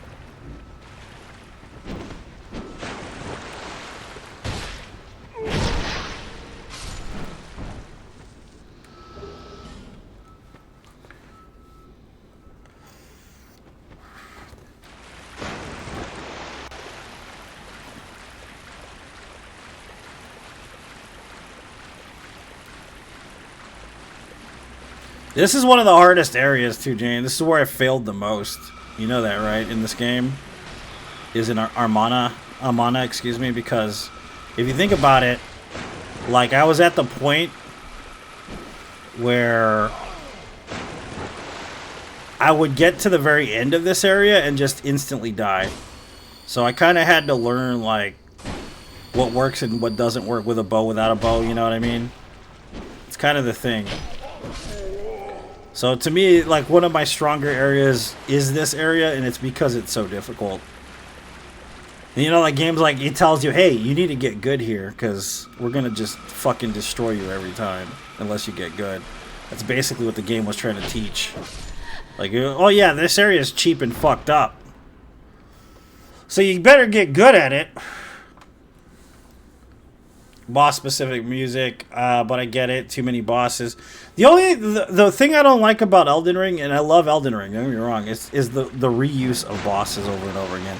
I know that they were going for it because it's an open world game. I understand that mechanic, but it's just like, that's the reason why you can't have like individual boss tracks. But that's also why I think they're kind of going back to a classic form with the next game, if that makes sense. You know what I mean? They do reuse assets in-game, in Dark Souls games too.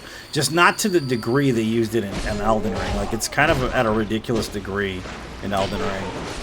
You know what I mean? Because they're like, oh, there's really like 216 bosses in the game. And it's like, no, there really isn't.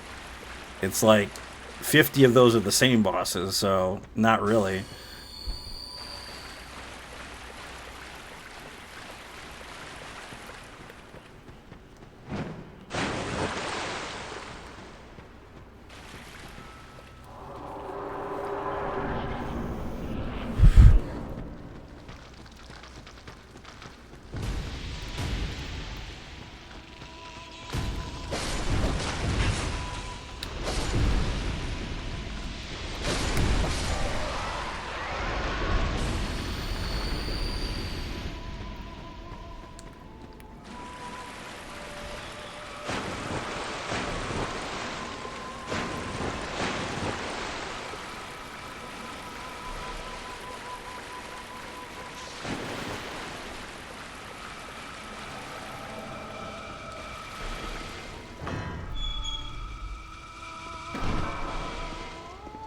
I'm surprised it didn't hit that dude in the face, man. Usually does.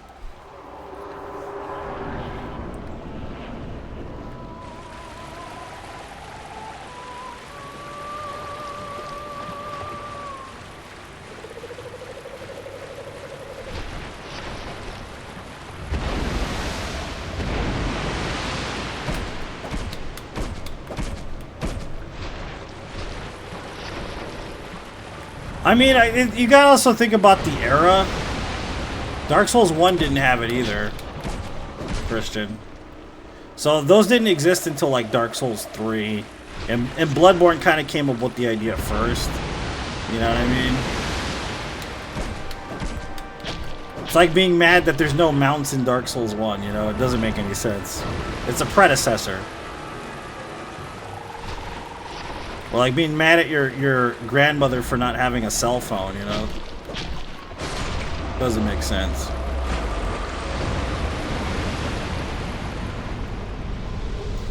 Your Grand Amana is not an optional area? Yeah, it's very pretty. The music's great too. Watch that. Not to mention the watchdogs and the freaking trees, man. The tree spirits. There's so many tree spirits, dude. You know, like ulcerated, non-ulcerated, like just too many avatars, bro. Like for real, like get rid of some of them. What I was looking forward to is I was hoping they had like a what do you call it, tree sentinel boss, like a straight up like separate like leader of the tree sentinels.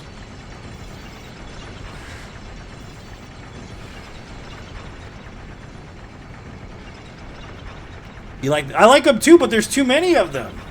I like them too, but why does there need to be like 3 of them in the fucking Helic tree?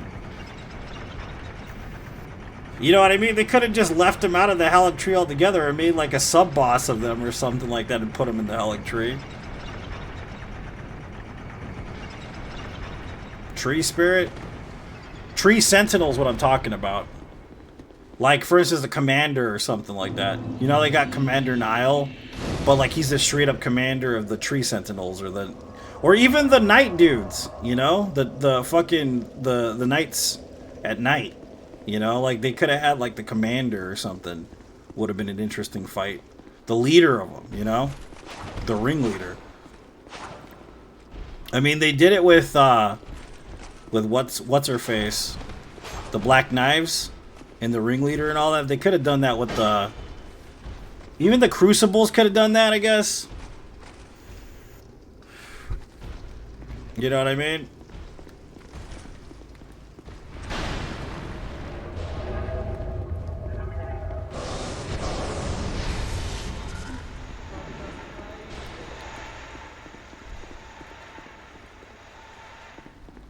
Yeah, dude, exactly. Yeah, get like a spear dude on horseback or some shit. He gets off the horse in the second phase and fights you with this giant sword or some shit. You see what I'm saying? Would have been cool, man. I did come somewhere. Did you, man? In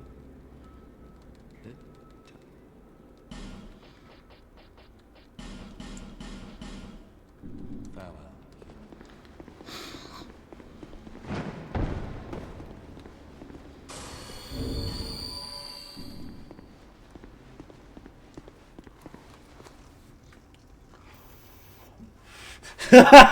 Christian, that would have been rough, dude. The church cannon. What, Duskbloods? Duskbloods has cannons and handguns and assault rifles. Fucking Fortnite. Bloodborne Fortnite is basically what it is, dude.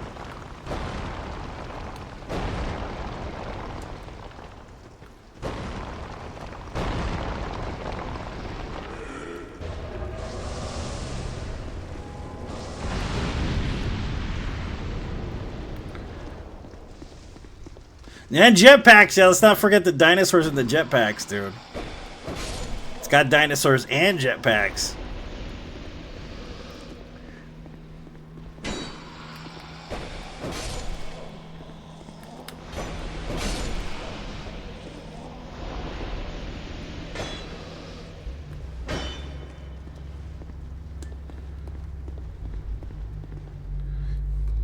Couldn't pre-order it.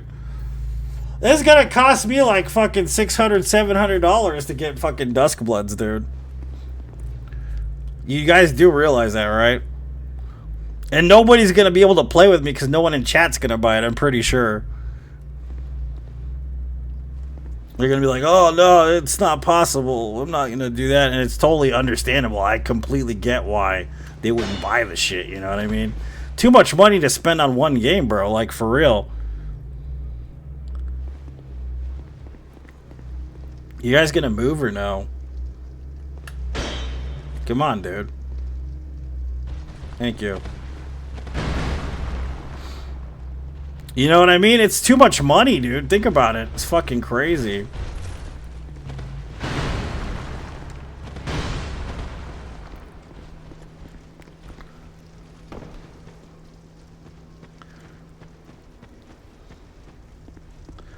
Up here in Canada.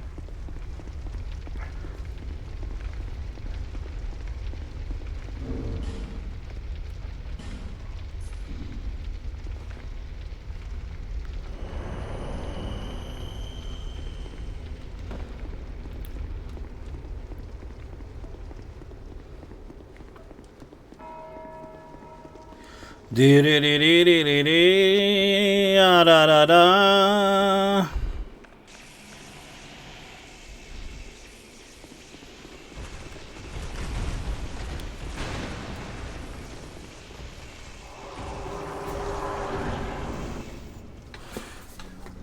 I'm not buying a Switch 2. Yeah, exactly. I know you're not, Jane. You're smart and logical about reality there. You know what I mean?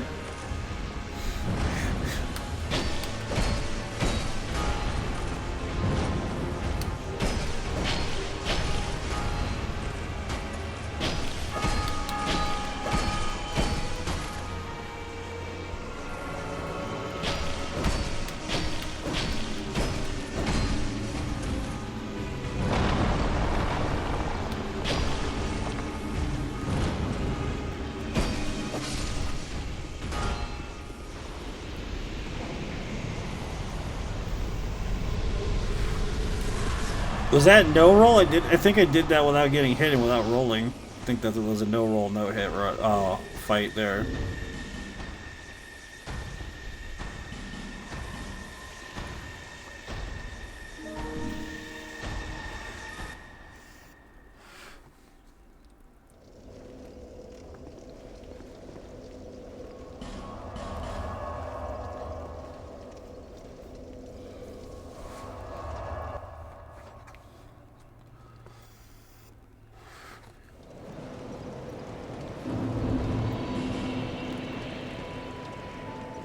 Let's record it, cause yeah, I plugged in my controller.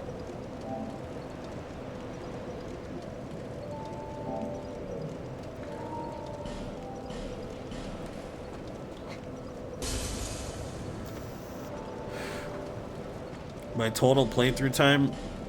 What do you mean total playtime? I have no idea, bro. You mean like all the hours I put into the game itself? I have no idea. I started playing Dark Souls 2 when it came out, and that was on a different system. And that was like Xbox 360 or something like that. Then I played it on PlayStation 4 on a different profile. Then I played it on Steam, and now I'm playing it on PS5. So I have no idea, dude. No clue.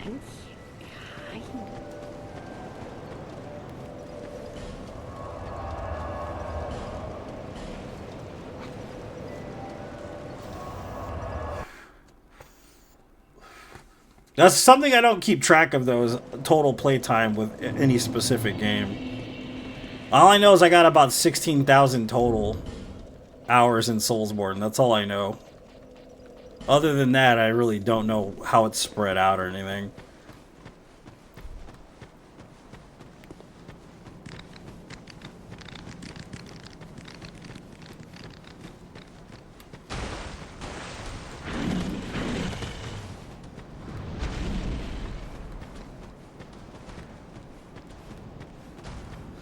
Probably, Christian. With how many times I ran Dark Souls 2 on stream, it has to be.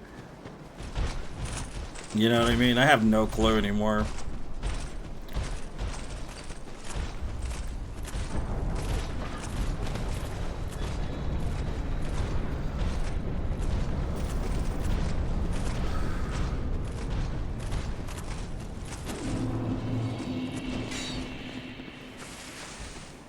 The answer is yes.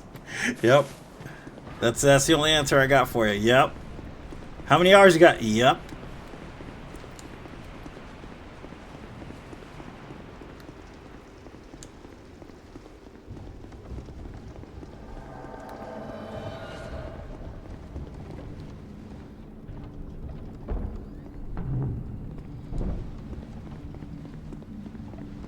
Like even with Elden Ring, when people ask, "Well, how long have you played Elden Ring? How many hours you got in?" And it's like I got 2 characters at like 995 hours and 59 seconds. And then I play on fucking PlayStation 5 and I play on PC. And then at the same time, when you're offline on PC, it doesn't keep a catalog of how long you've been playing. So it's like, I don't know, man. I don't fucking know. I have no idea, bro. No clue how long I've been playing these shits. Just long. That's all. A long time. That's all I got. I literally don't know.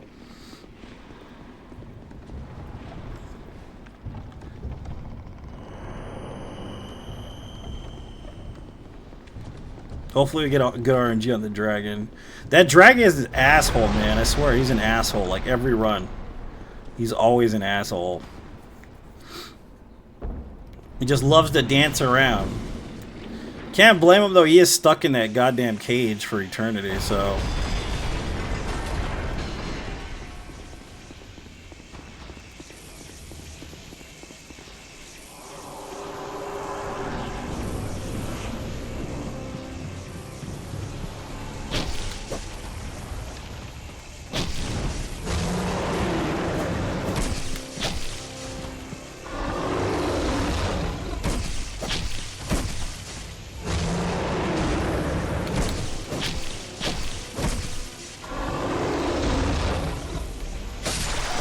Good RNG on the dragon. That's rare.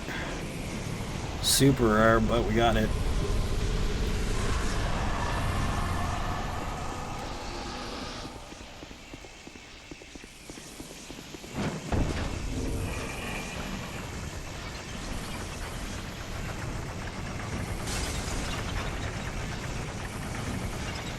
So the arch trees is what I was talking about right there. You see those arch trees? Those are the arch trees in Bloodborne, Dark Souls 1, Dark Souls 3, and even in Elden Ring. Same trees. I'm telling you.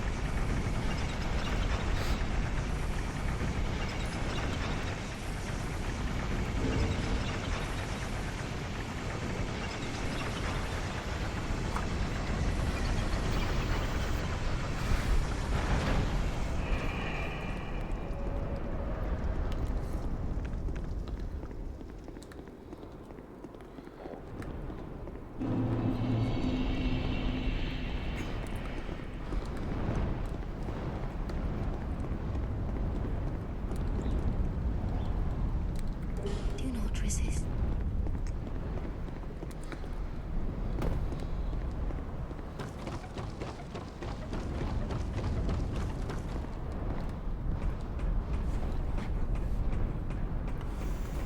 Yeah, this area is beautiful.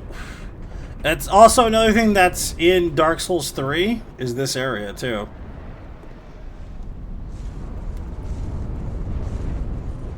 If you think about it, it makes sense. It's actually where you fight Nameless King.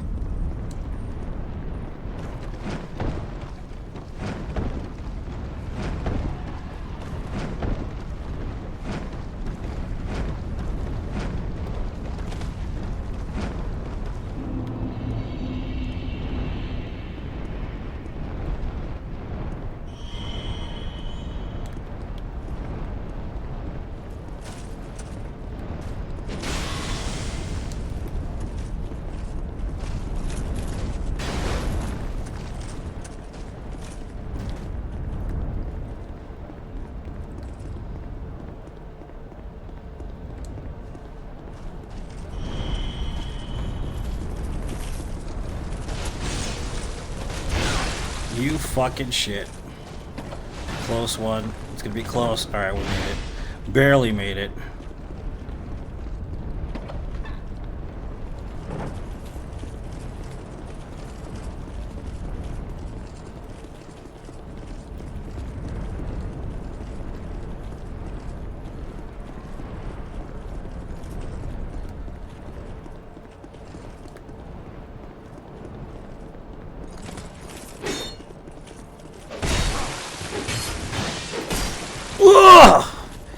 Run, boy.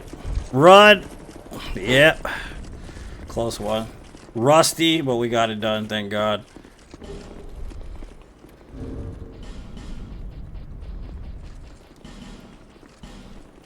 Okay.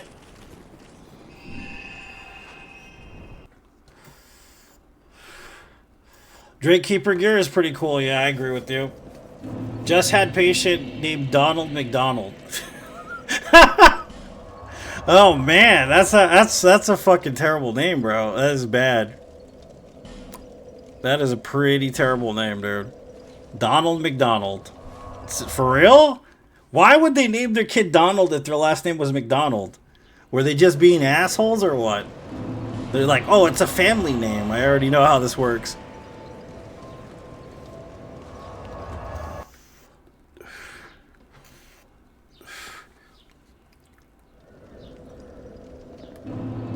That's such a fucked up name to give a kid, dude. My favorite was a dude named Richard Tucker, and everybody called him Dick.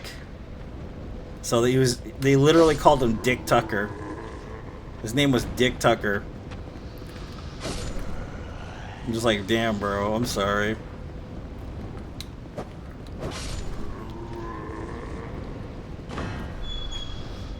Take Donald McDonald to McDonald's. God damn. That's fucked up.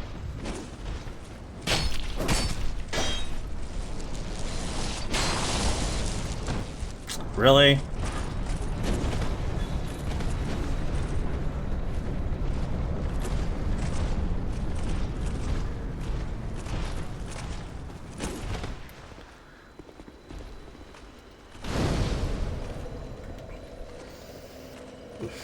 Dick Dragon.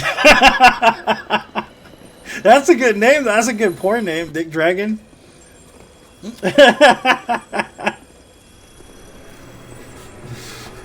Dick Dragon. That's fucking great, dude. Oh, that's messed up. And it's funny at the same time, bro.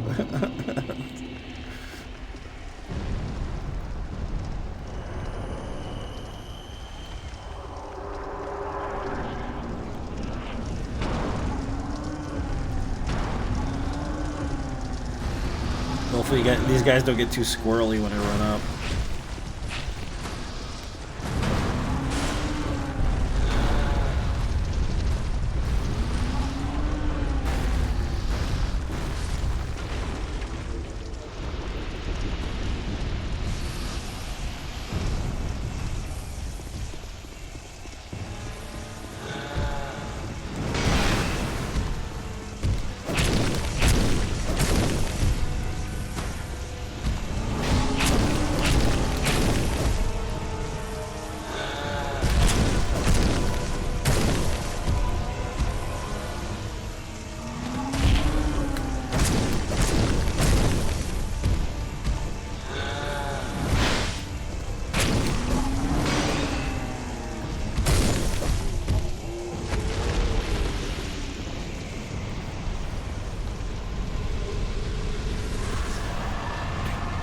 Alright, time for the end of the game. What's the time at right now? Hour 54 minutes. Not bad. What's up, Idozo? Welcome.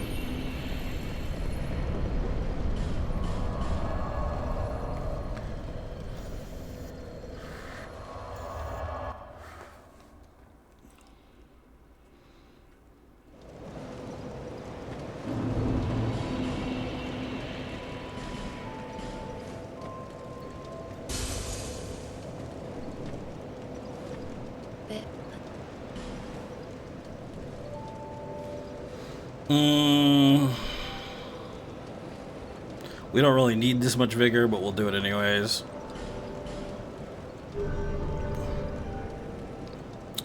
Because why not?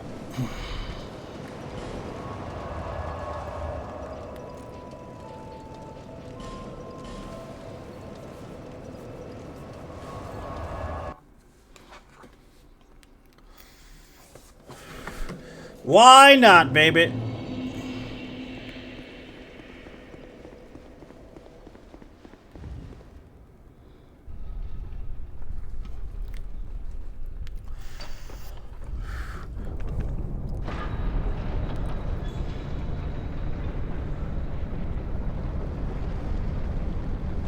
What's up, Shade? How's it going, man? Welcome to the stream, buddy.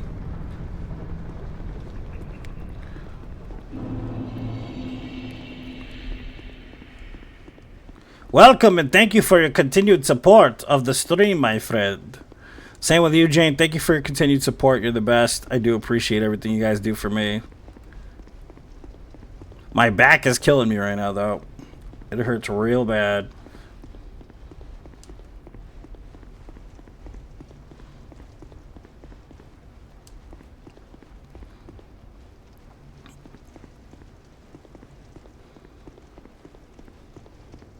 What's up, Wade? Welcome. How you doing, man? Thank you so much for your support as well.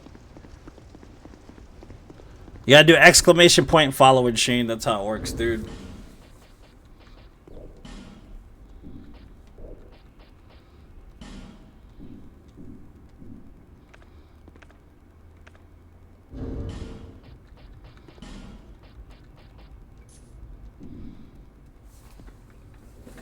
Oh, my back, dude. Oh. I can't use this here. I gotta use this instead.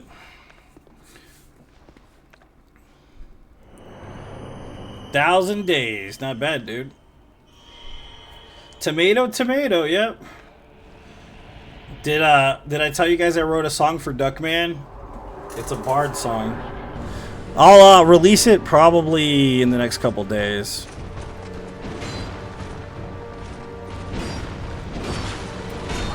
You assholes.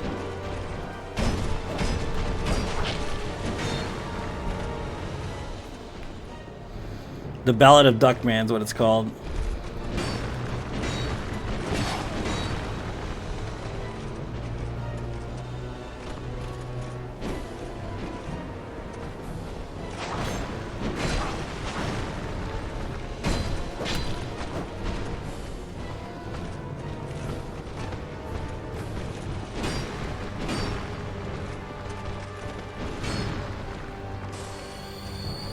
Oops. Didn't mean to use that. I meant to use these.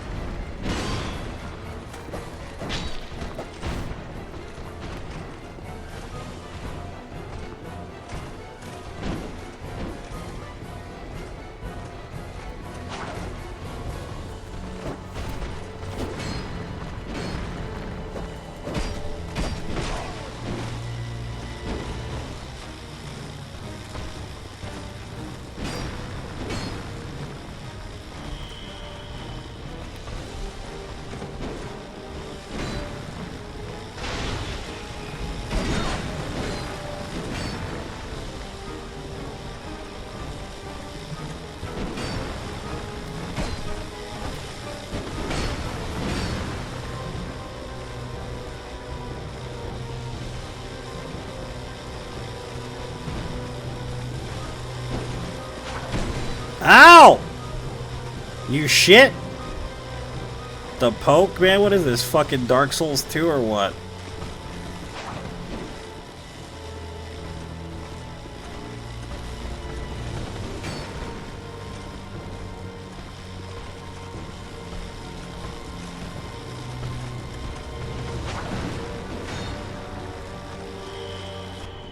Why don't they have the punish? That's the thing I don't understand.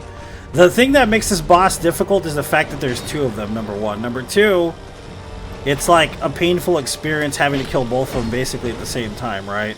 But if they had the heal punish, it would be far worse. And maybe that's why they don't have it, dude. Makes sense to me. You know what I mean? The heal punish would just ruin this whole fight. Like, you'd be fucking mad. You'd be like, what the fuck? You know?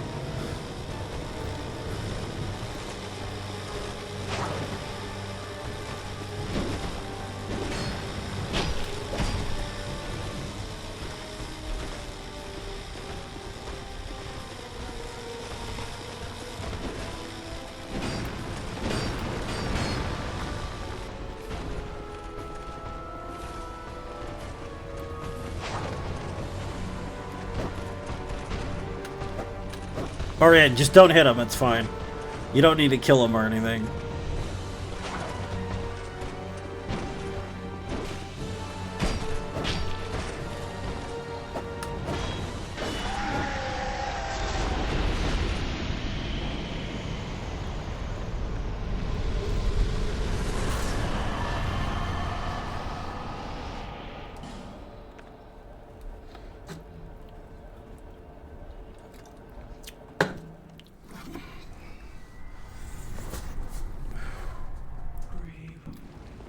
The worst boss in the game. One of the worst bosses in the game. This boss sucks, dude. And not because it's difficult, because it sucks. There's the difference. Come here.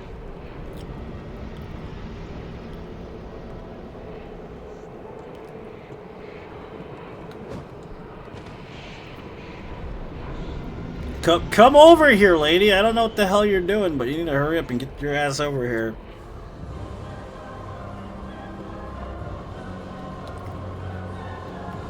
Wasted my goddamn heat, my buffs on your shit.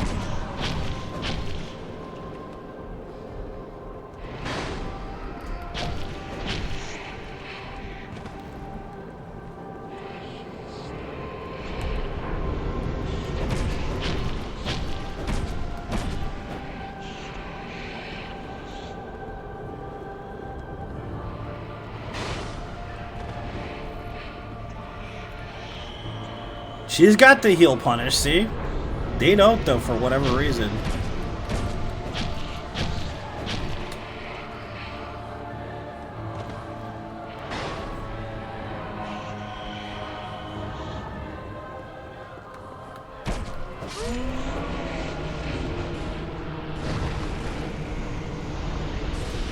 There we go, no death run. 465 of 1,000. D-Rust run.